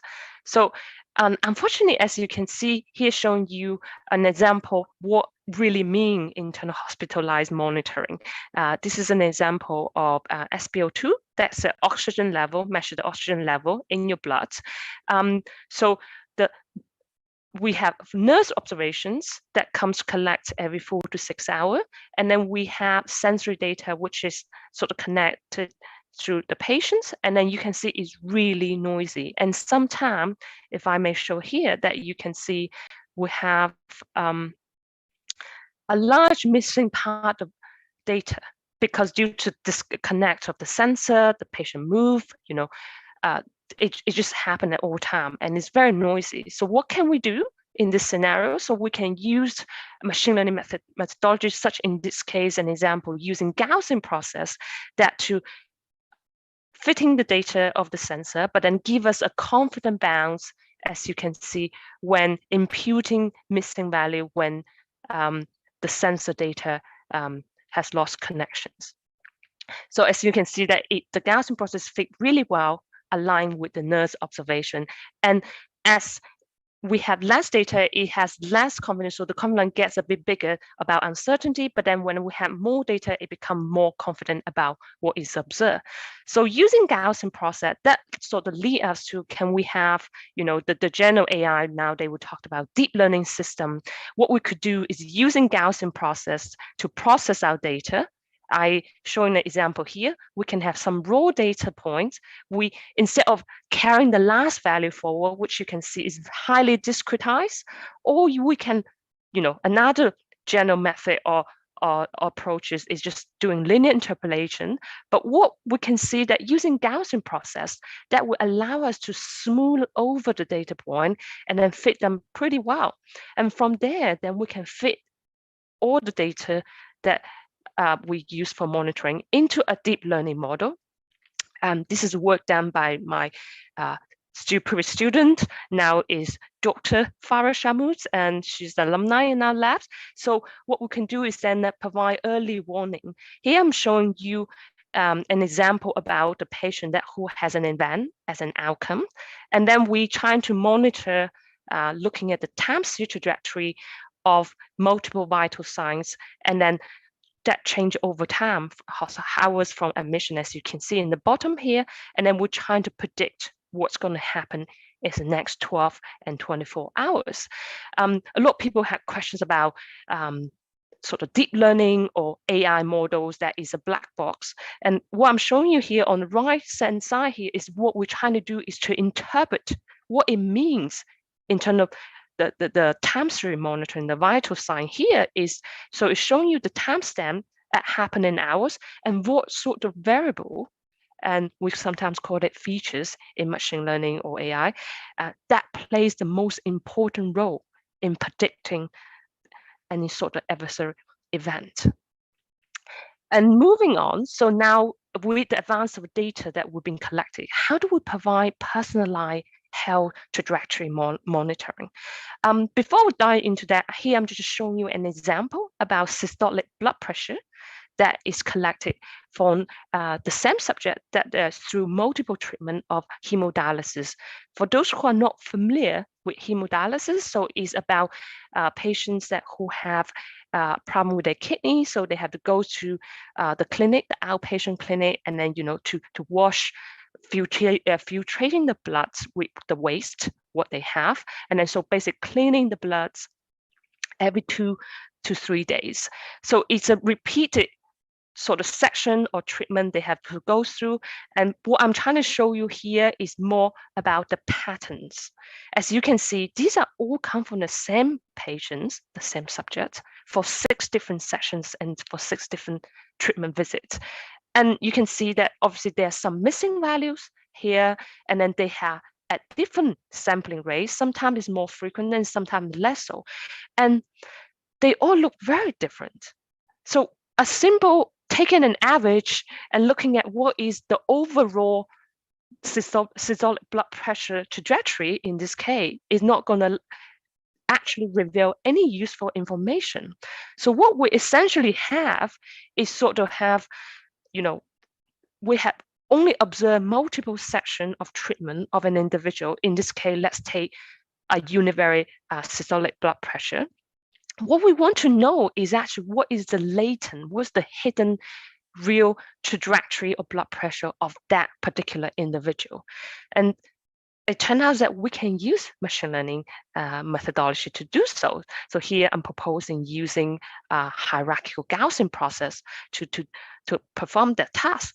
What essentially is doing is that we're making an assumption that what we observe, the repeated measurements from clinical visit and treatments as the children's structure. So, and then what is hidden, the latent structure, is actually the parents. So we can actually infer from children who are what we can say is a noisier version of the parent, right? We derive from our parent, and from there we can indicate what's the latent health trajectory or the status of an individual. And once we have that, we can then create a dictionary, a database of many healthy latent Gaussian processes, in this case, health trajectory representing normal behavior of different individuals. And then when a new pattern reveals, we can then compare and assess. So what here I'm showing you is a video of it. So let's say we take a blood pressure pattern. It can be a section of a treatment or from a previous sessions, and then we compare with a database of healthy patient dictionary, and then we can assign scores, something what we here identify as a novelty score. Novelty means how new it is. So if they are similar, they're not so high into novelty. But if they are different, then we can say, wow, that is something that we have never seen before. So therefore, based on those scores, we can then identify patterns of abnormality of, something happened to that individual. That blood pressure profile doesn't look like from the past in different multiple sessions. So we can alert the clinician and then take a look at the patient.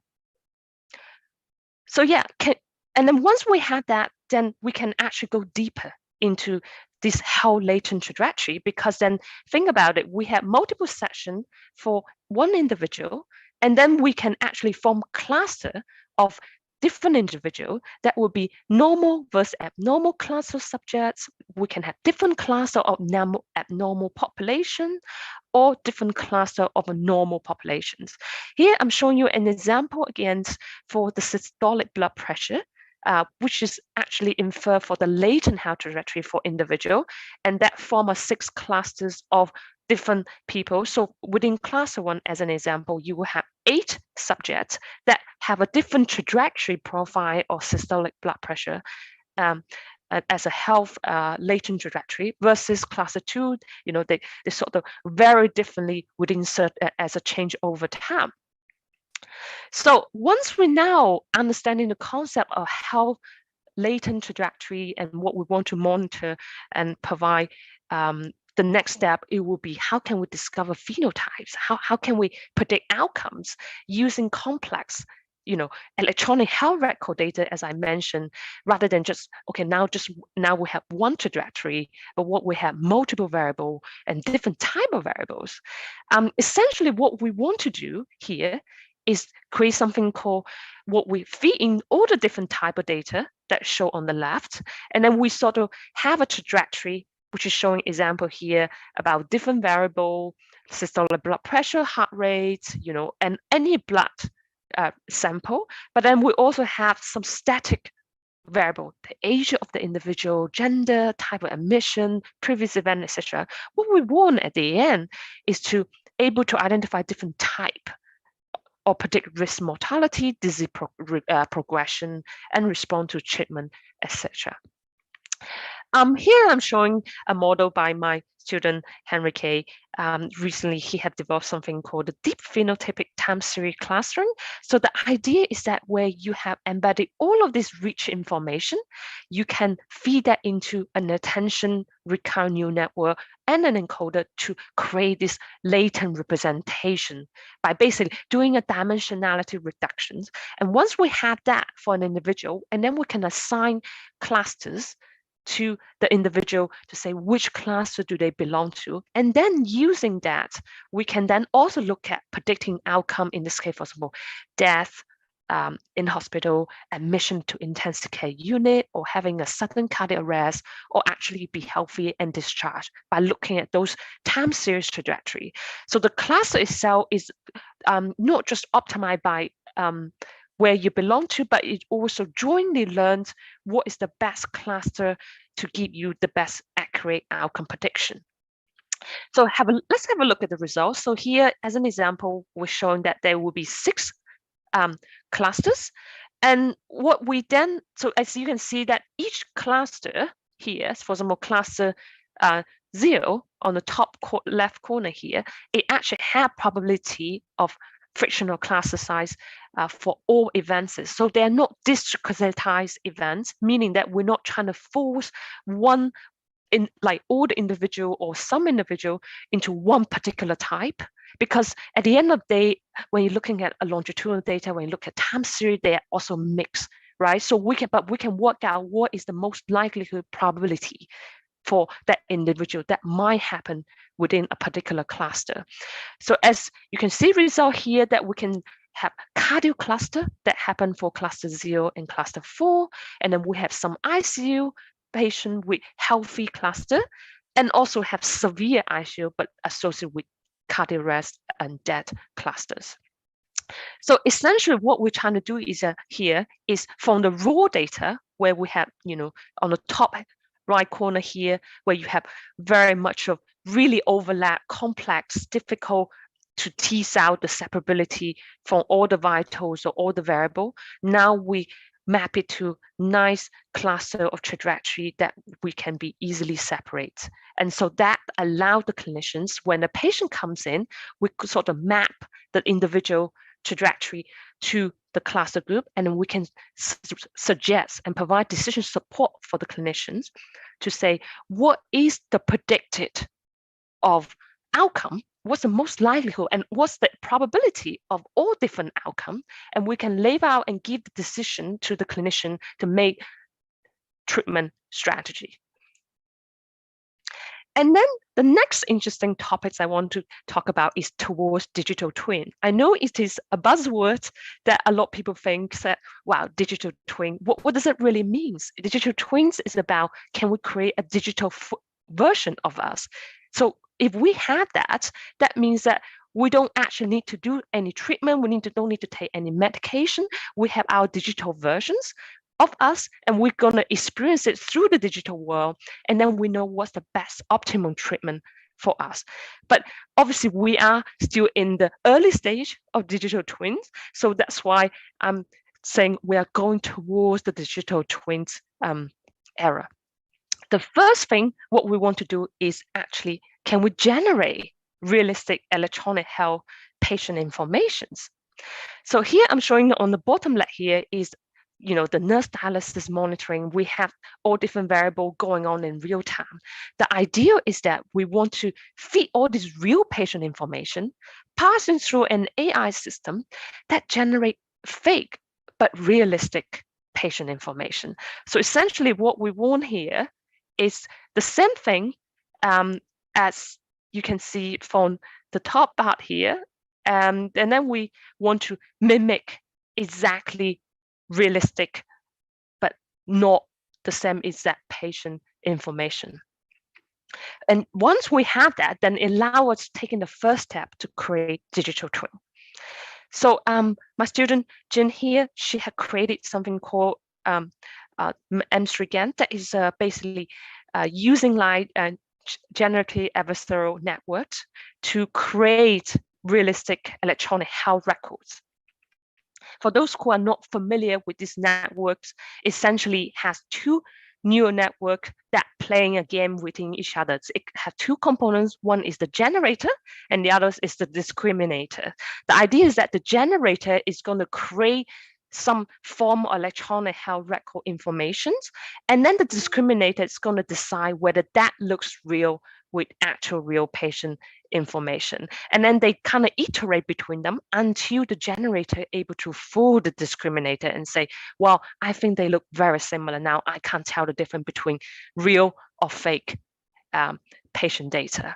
And what clever bits in here is that because the variables are so heterogeneous and they have different types, you got vital sign and labs and also intervention, giving treatment to individual, the different type, it's really hard to model directly from the raw data space. What Jin has done here is basically mapping those raw data into a latent space. So thinking back to my idea about the health trajectory, now this is a high dimensional latent space, but that all belong to the same individual, right? So what does that mean is that we're making sure different variables, once you map them into a latent space, they are very similar because they all derive from the same individual. And then from there, the generator will able to learn what realistic information and then basically generate real but fake patient data for the discriminator to decide whether this information is good enough for us to study.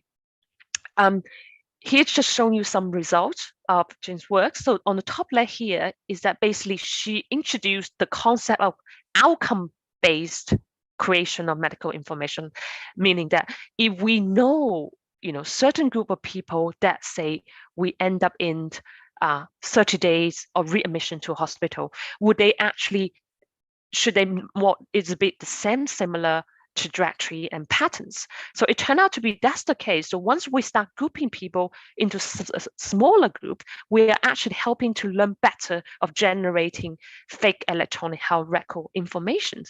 And then on the right-hand side here, it's just showing you two correlation map. So the left-hand side is the real patient data that we learn retrospectively. And then on the right-hand side are the fake data that were generated.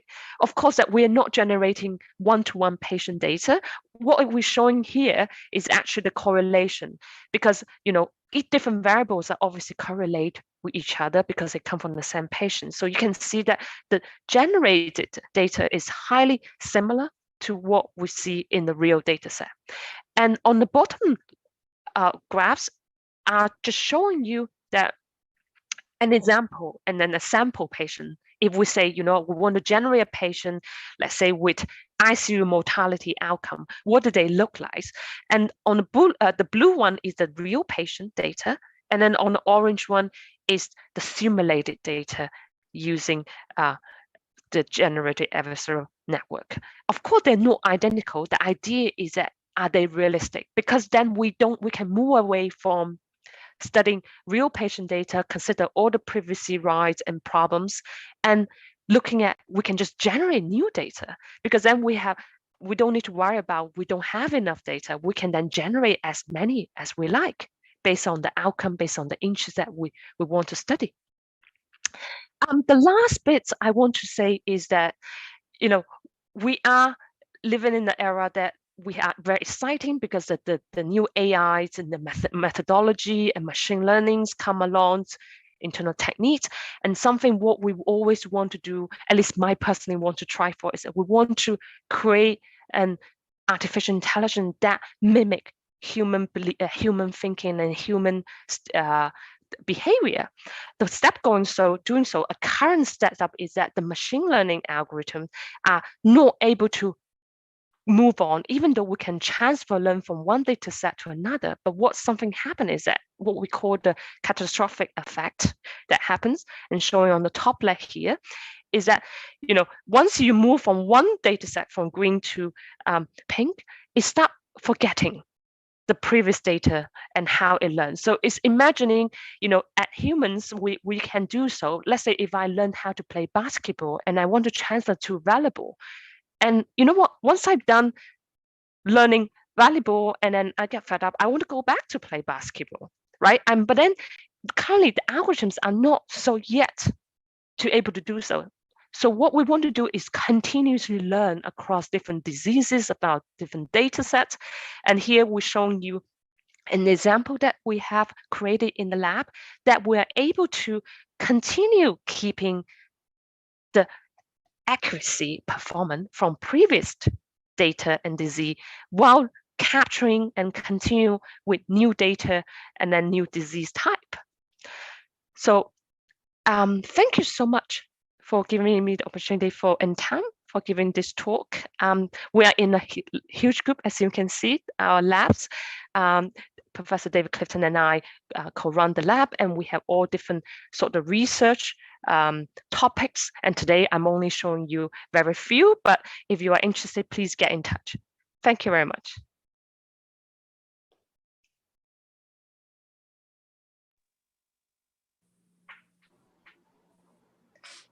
Thank you very much. Very, very interesting. Agora nós vamos fazer as perguntas.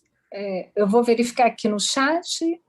Now we have some questions. We still don't have questions on the chat box, but let me see other questions, if we have any other questions, if the questions will be sent to me. Para outra palestra, e no final, let's move on to the next lecture. Perguntas e respostas. And then after the next lecture, we will have a Q&A. How about that?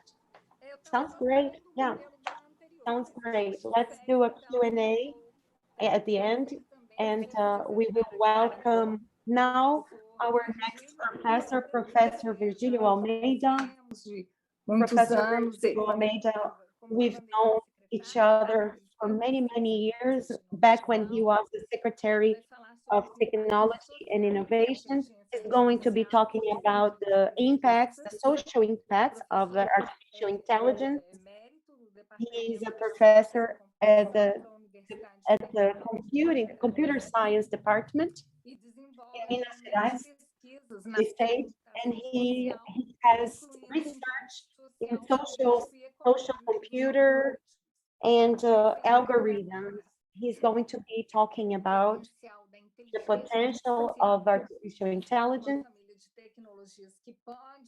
and also he will be talking about the economical benefits of artificial intelligence regarding services, industries, and social activities, as well as the expectations for the future in regards to artificial intelligence, which can promote deep changes in our society. Professor Virgilio also is associated with the University of Harvard, and is the member of the Academy of Science for the World in Development and the Academy of Engineering. He's the co-author of 6 books that have been published by the publishing house Macmillan, and he also has books published in Korean, Portuguese, and Russian. It's an honor to have you here, Professor. Thank you, Professor Virgilio, for being here today with us. Gianna, pela introdução. Thank you, Gianna. Thank you. It's great to see you. It's great to be participating in this panel. And it's good to see you as a moderator today. We had very interesting presentations, amazing presentations today. I'll be showing my slides.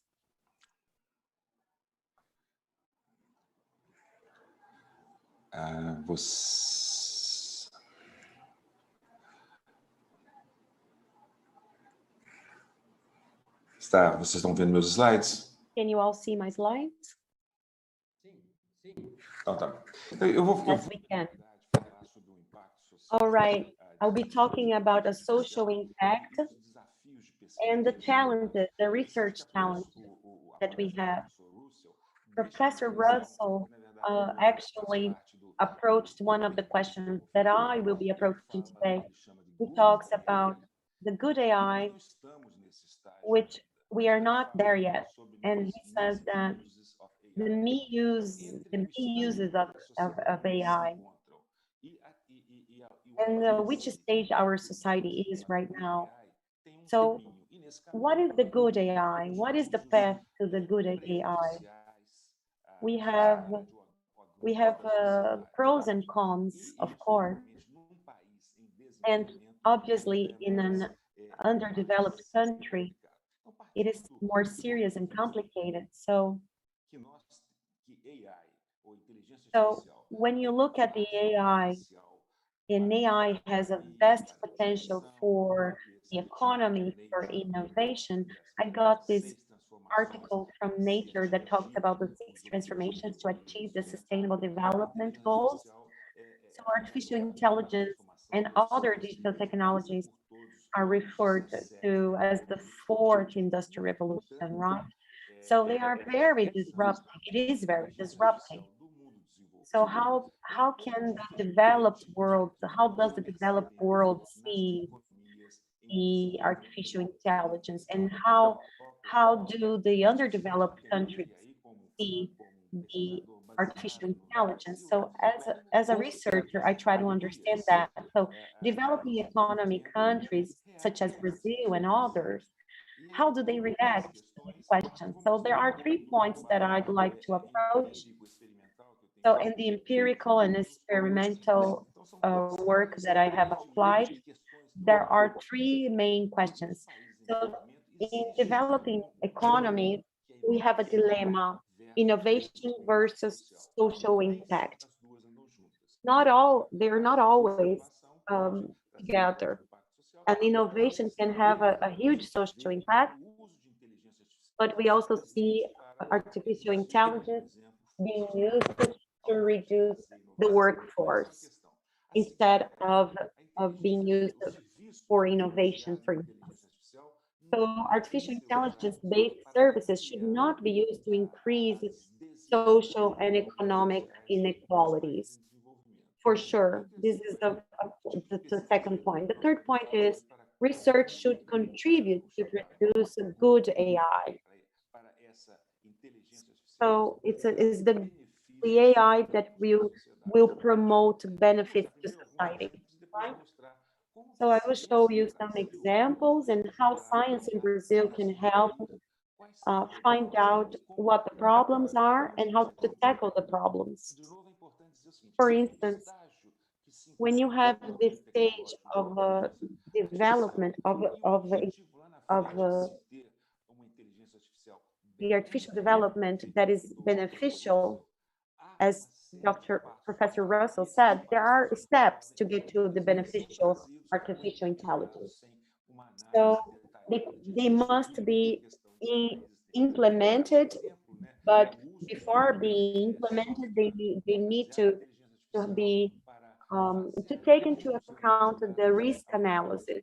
So here is the example of an automated hiring software is mistakenly rejecting millions of candidates. So these are experiments that are uncontrolled experiments, and they harm innocent people because there is no way to monitor the process because it's all automated. And this is how science can contribute.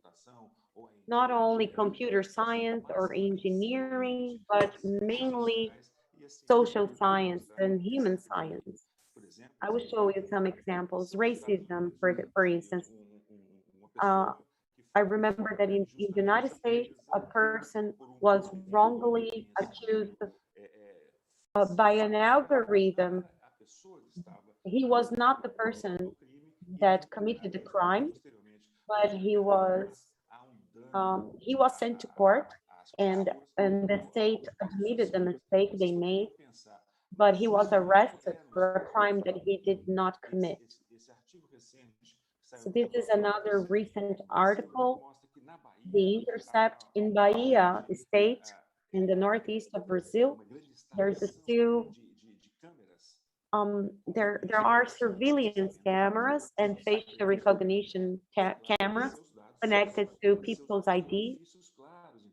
There are the benefits, of course, surveillance benefits, but imagine the possibility of having mistakes involving this facial recognition with people of color, involving people of color. So this is very worrisome, especially in the state where we have the biggest Black community, people of color community in the country. So innovation, benefits, and social impact, that's what we would like to focus. Another aspect, this British newspaper showed that 1% of the artists in streaming, they receive 80% of music streaming. So the question here is, why does it happen? Is it the algorithms that select the songs and the artists? So does the algorithm have an important role in this result? Another example was an article published on Science, Assessing Risk, Automating Racism. Is an article about healthcare algorithm that reflects underlying racial bias in society. So 2 patients that have the same condition, they are admitted to the hospital. One is Black and the other one is white, Caucasian. So one gets a lower budget and the other one gets a higher budget to be treated.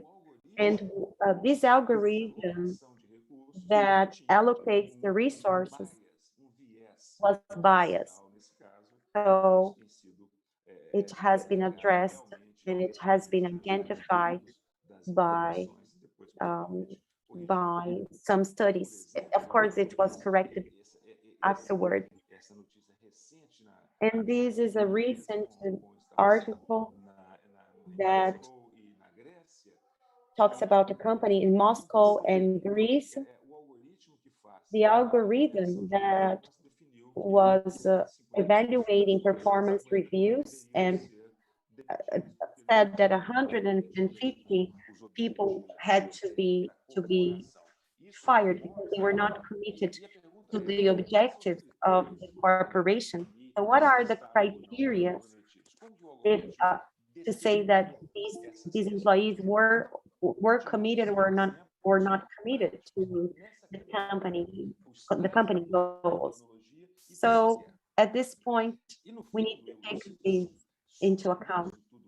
And I'd like to wrap it all up on one slide. These algorithms that select and recruit people in human resources, the algorithms that allocate social benefits, the algorithms that determine if people should get a visa or not to get into a country, or the ones that grant loans, financial loans. I mean, everything is interconnected by these artificial intelligence systems that use these algorithms but share this data. So for instance, if a person has a low credit score, it will affect and reflect all the other things that he or she will try to do, because of this information is going to be spread in different platforms. And that's why we need to be careful, because this is going to be a trap for the poor population or the underprivileged population. So all algorithms, they don't have fundamental properties. They don't have transparency, accountability. They only have property. There is a company, an American company called Compass. This company, they establish if the person is going to go on parole, or how many years in jail he is or she is going to serve. I mean, it's crazy. And then we have accountability, explainability, or auditability. So why they don't work, and the fairness. So these research challenges and how the science can help, I think that how to make sense of AI results in social context. So how to do that? How to assess social impact of computing AI interventions? So that's the next question. And last but not least, but the example I gave before, I'm sorry, in Brazil, we had a hard time implementing the emergency aid for COVID. So how to understand the property system used by artificial intelligence? So how does YouTube, Twitter, Amazon, Spotify, what kind of algorithms do they use, and how do these algorithms work? So I think these are the challenges that we have regarding artificial intelligence in our society. So we need to make this data reliable, and we need to understand and make better use of this data. So AI facing social and political challenges. There are challenges, and the challenges are political and social.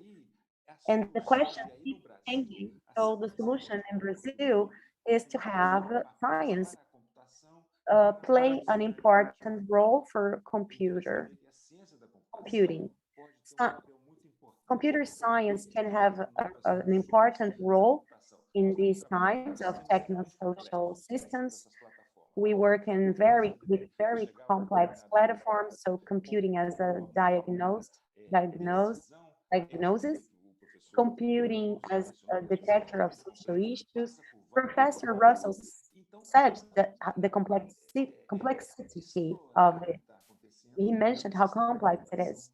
So computing as diagnosis, computing as detecting social issues, computing as rebuttal or fighting against what's being said, and computing as a formalizer of a processes. I'll give you some examples.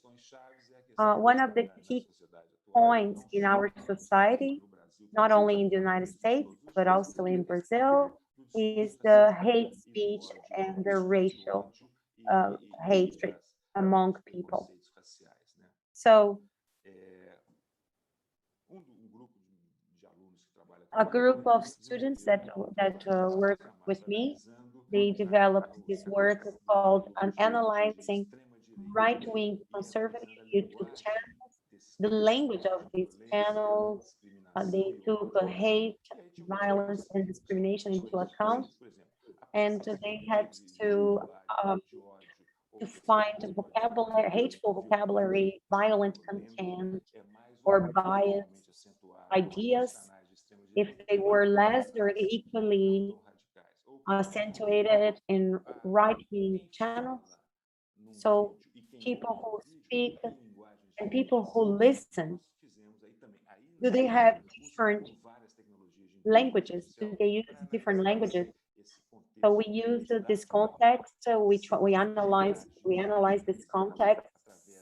Several videos were analyzed, and we translated these sentences into lexical analysis, topic analysis, and implicit bias analysis. So vocabulary, topic, and harmful bias. And the results that we got was that people get really upset when they talk about Muslims and when they talk about foreigners and when they talk about immigrants. So against immigrants and Muslims, there is a very strong speech of a hate, even bigger than the LGBT community. Another work we did, another research we did, and it had a very big impact in the United States. In 2019, it was chosen as the top 100 articles to be published. I have a student who is currently at EPFL. And in this analysis, we took 349 channels into account, 330K videos, 72 million comments.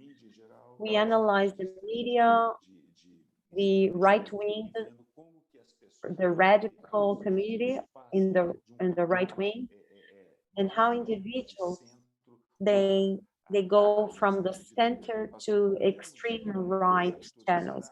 We analyzed all this data. We found very interesting, compelling evidence, but we cannot really make the statement that the algorithm is responsible for sending people to more radical channels. Another study we did was with a student of mine. She created a robot, and this robot would visit 40 different countries. And in these countries, they asked ugly woman, ugly man, and she would get the images of ugly woman and ugly men. And this is the pictures of ugly women are disproportionately black, which means the impact of these algorithms on our society and our politics. We know that science can help a lot. Another department, study department, analyzed fake news groups, WhatsApp groups that was spreading fake news during the elections in 2018. And it showed how images, how pictures were addressed, were edited, were biased, were changed in order to manipulate people and the voters. Most recently, there are other questions regarding artificial intelligence, regarding the algorithms of machine learning, because these algorithms can also be used as detectors of racism detectors and prejudice. We have several times a day, we have problems with these algorithms because of this misuse of information. How can research contribute to the public debate about regulating social media platforms? So what can be the regulations? How can we have regulations for social media? Some people are against censorship. Some people are for censorship in social media. So we still don't have a consensus of what will happen in social media. We still don't have a consensus regarding regulations for social media, but we do know that some algorithms can lead to certain indicators. So what are the steps for the future steps? At this Science article published on Science, we cannot answer if AI is good or bad, or it's fair or unfair. We cannot ask that. And this is what matters the most. I think we live in a very complex digital community. We have a lot of digital content. We need to approach the algorithms from different perspectives, and we need to defend minorities. We need to be aware that minorities can suffer with the algorithms, especially LGBT community and the Black community, the African American community. But there is an obstacle, because these big platforms, they decide for us, right? They decide what we are going to read. They decide what content we are going to have access to. So after finding these data, they interpret the way, the behavior of these platforms, of these digital platforms that are operated by algorithms. So these are the points that I'd like to mention today. And my conclusion here would be society, especially in underdeveloping countries, need to understand what is happening in regards to algorithms, because algorithms make choices for us. And science has an important role in analyzing behaviors and amplifying or broadening the comprehension of this data that is collected by all the algorithms in physics, and human science, and so on. So thank you very much for your attention, everyone. It was a pleasure to give you this lecture. Diana, está desligado o seu microfone.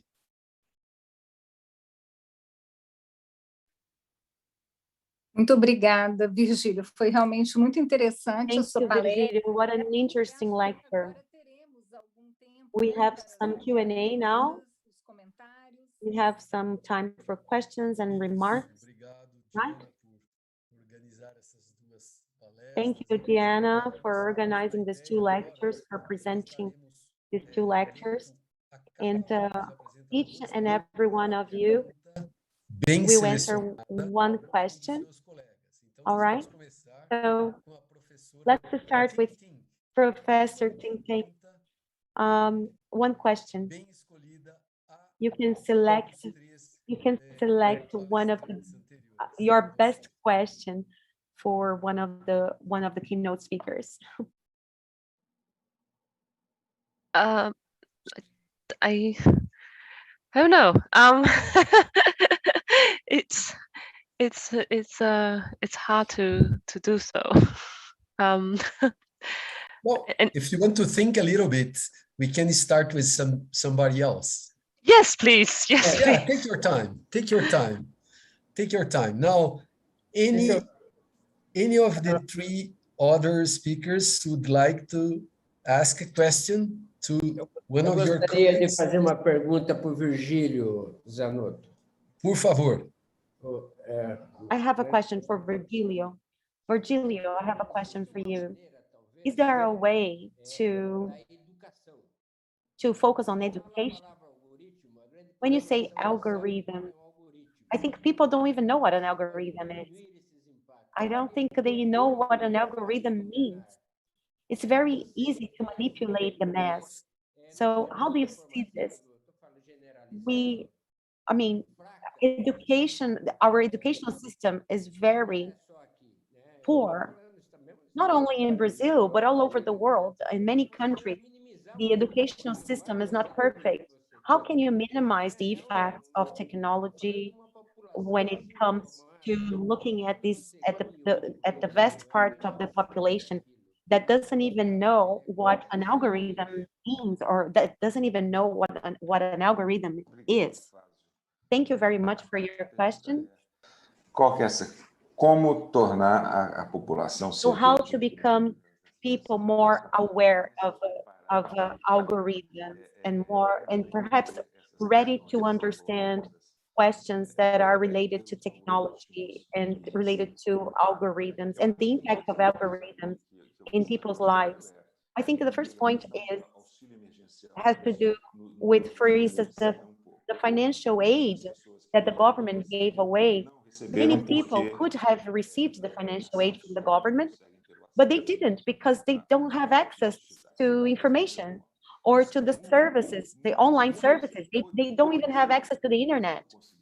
People who could have received this financial aid, they are illiterate when it comes to computers and when it comes to the internet. So the country has to invest significantly in education, of course, and it has to educate its population, especially digitally speaking. People are digital illiterate, so they need to be digital literate in the schools, and this is not happening yet. Another point is the algorithm, and the algorithms. You already see a newspaper talking about algorithms. You see articles. There are 2 points that call my attention. First, there is an algorithm that makes decisions for us, and it's an invisible being. We don't know which impacts these groups of in society will suffer because of the algorithm. So everything needs to be part of a discussion process in Brazil, because these minorities, they will keep on being hurt, and they will keep on suffering with these technologies.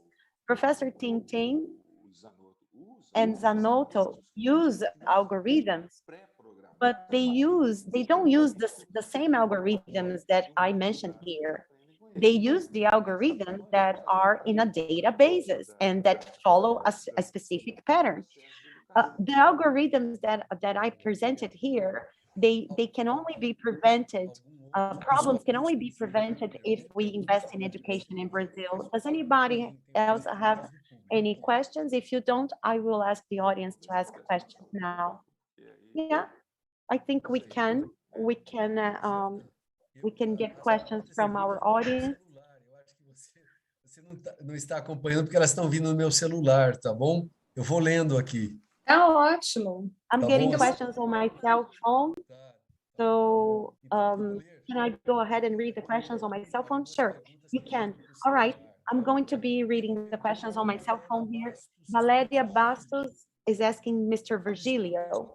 Virgilio, Valeria, Eric Smith, former CEO for Google and the current member of NSK, says that the explainability demand of artificial intelligence in the European Union will block innovations in artificial intelligence research programs. What do you think about that?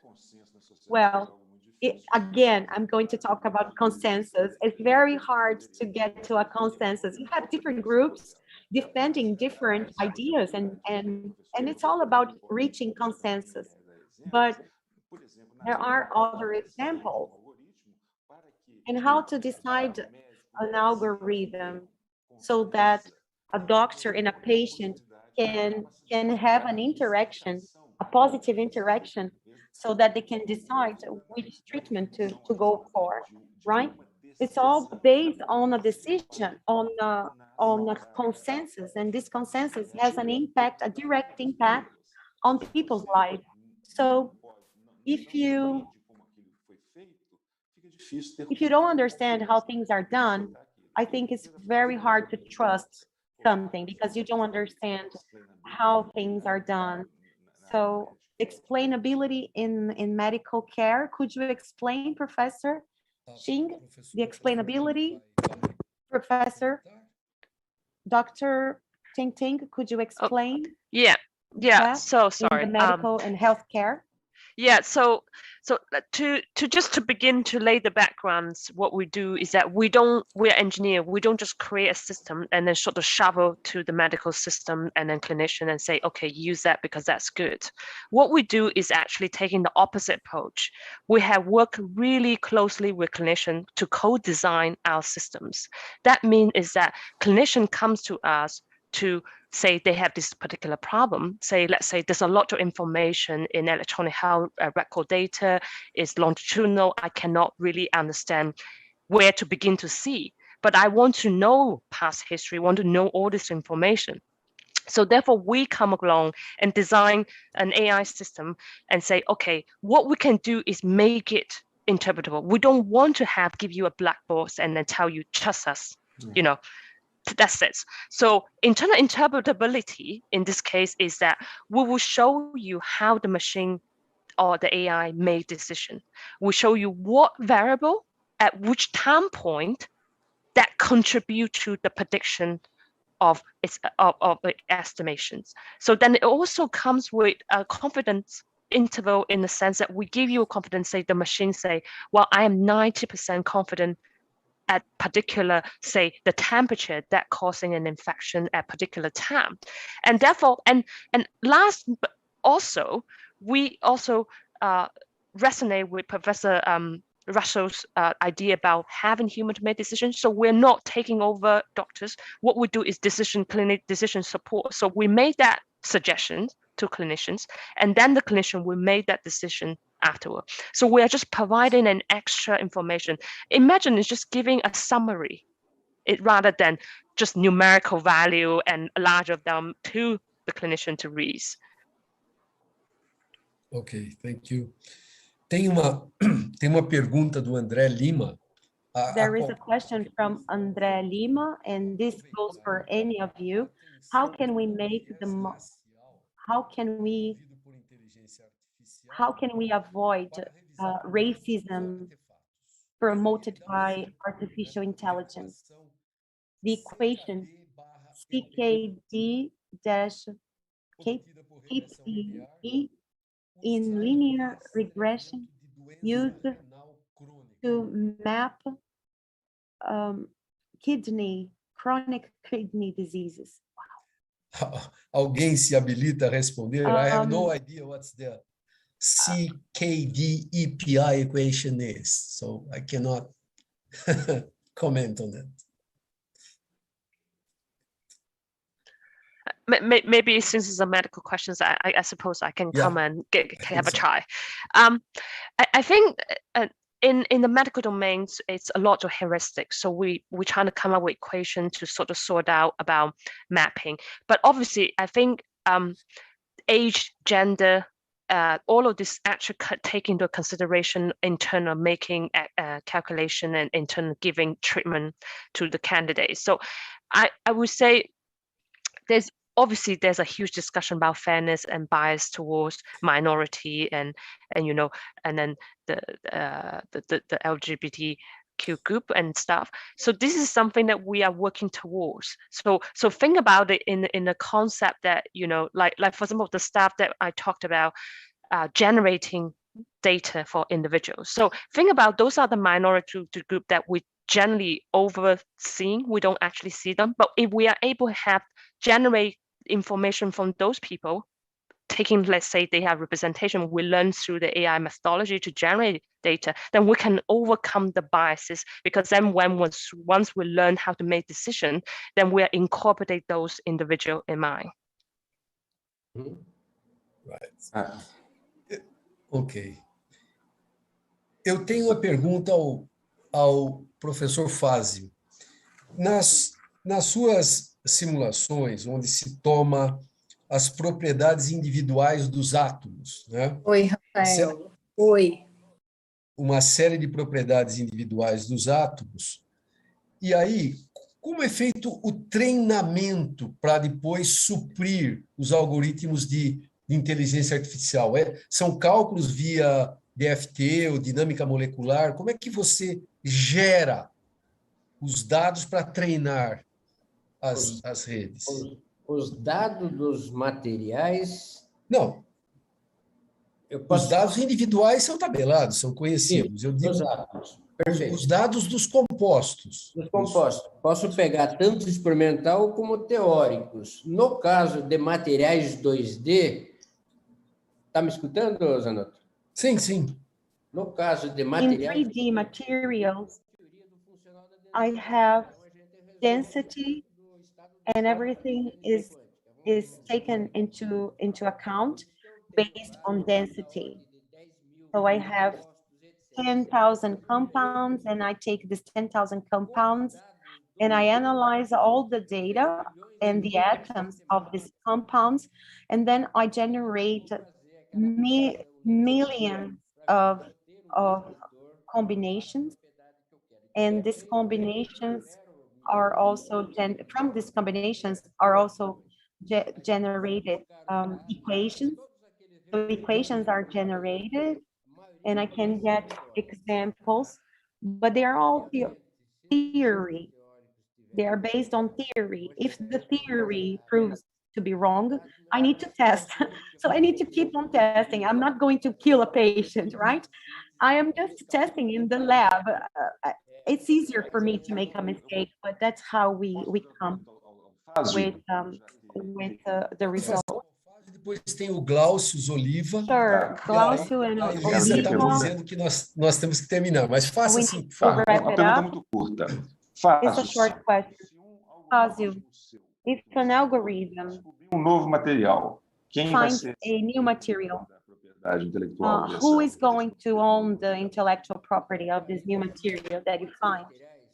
Well, we have 4 materials that we found, and we still don't know the route, we still don't know what we're going to do with this new materials. Because if I were in Japan, everything would be patented by now. But here it takes forever to patent this new materials.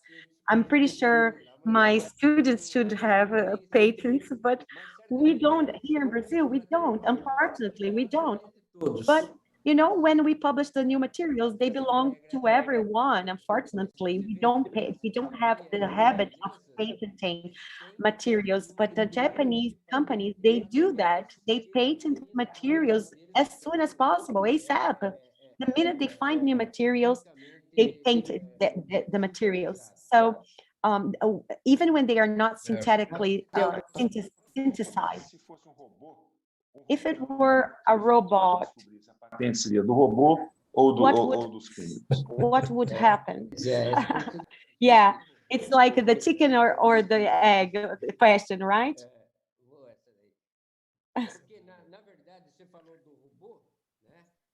Because you talked about the robot, but there are labs, chemical labs, that are programmed only to do synthesis, synthetic activities. It's crazy. You know, we calculated that a long time ago that if you get 80, we have 80 friendly elements in the 80 chemical elements that can be worked with. If you combine these 80 1% molar. Vamos from 1 to 1 molar every 2 or 3 peaks until you get to 80. You know what number of compounds you can get to? 10 to the 52. 10 to the 52. I don't even know.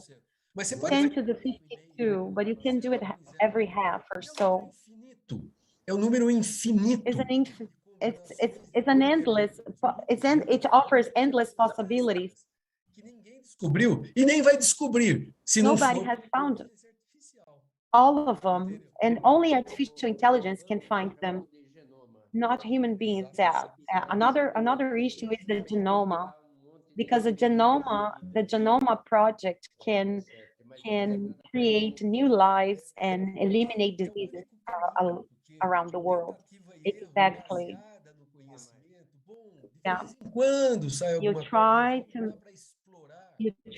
and you test it, and after you test it, you see if it's going to work or not. So that's how we do, because there are many materials. So Glaucio Oliva, president of the NPK, would you wrap it up, our session today, please? Good afternoon, good evening, actually, everyone. What a pleasure it has been to be with you. Professor Zhu, if she's listening to me, I hope you are. Yes. Of course, there is an old saying in computer sciences that says, garbage in, garbage out. I translate that when we talk about artificial intelligence, when we consider the absolute importance about the quality of the data that is used when preparing your model, right? So curating the data is perhaps some of the most important and difficult tasks in artificial intelligence. And with respect to the medical applications, particularly, I am a bit concerned because most of the data which is now available, for example, in electronic health records, they are coming from northern countries, highly developed, where the genetic and environmental aspects of the population are completely different from the ones, for example, that we have here in Brazil or in Africa. So how can we foresee that the let's say gadgets or apps in my iPhone related to healthcare, which will be trained from data which is in a different kind of population, will be applied to us. This is the same kind of problem that when you are doing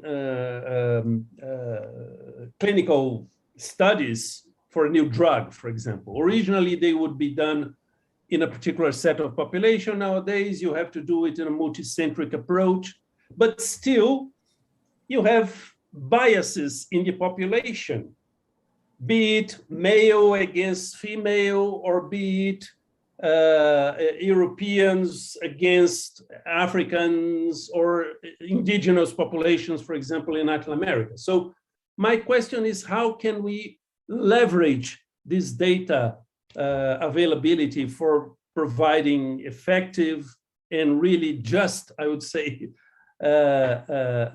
software to help medical decisions, for example? Thank you. Sorry for being so long.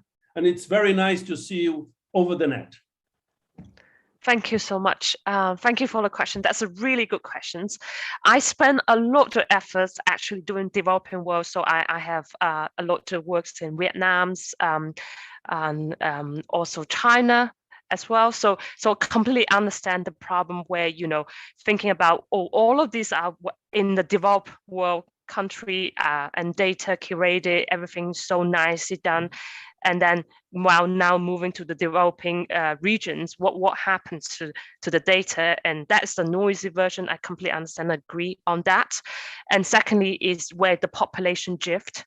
So this is something that we come across a lot of it. And despite the fact that, you know, you might think, well, you know, like, okay, if I train a model learn in the UK, and that is it feasible to be applied that to Brazilians? And well, the immediate answer is you wouldn't, I wouldn't say is directly. The reason being is that the model itself haven't seen the population of Brazilians, so therefore it might not able to provide an accurate estimation. But in machine learning and AI, we have something called a transfer learning. So meaning that we can transfer from one population to a different type of populations, and that will allow us then to adapt the algorithm to a newer population. And then, and not to mention the last bit, when in my talk, I talk about continual learning. So we learn continuously. That is the concept that we want to do to mimic human behavior, i.e. we can see different type of people and we can make decisions based on, you know, their ethnicity and where they come from.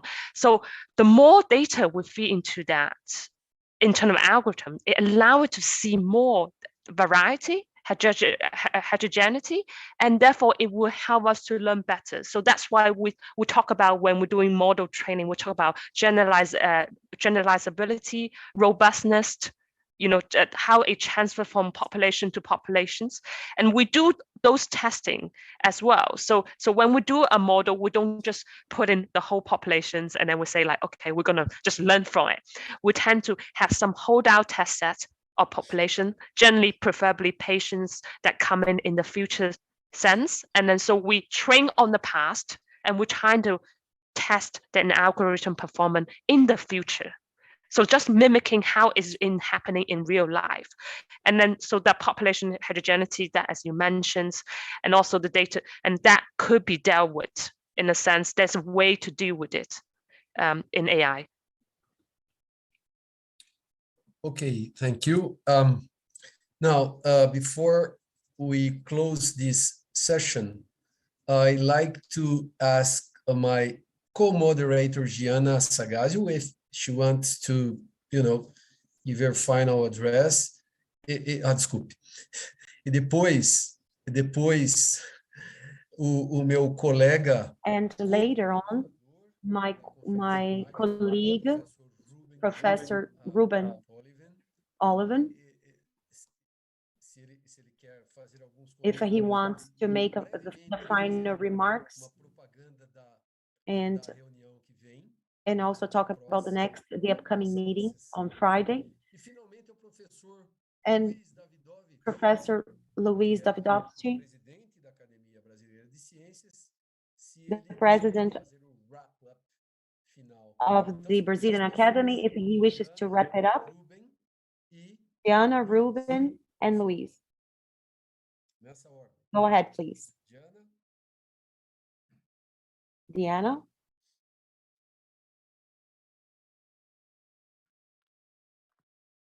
Será que ela ainda está? Deixa eu ver aqui. Ela está desligada. Está desligado o She's microfone. off, or her computer is off.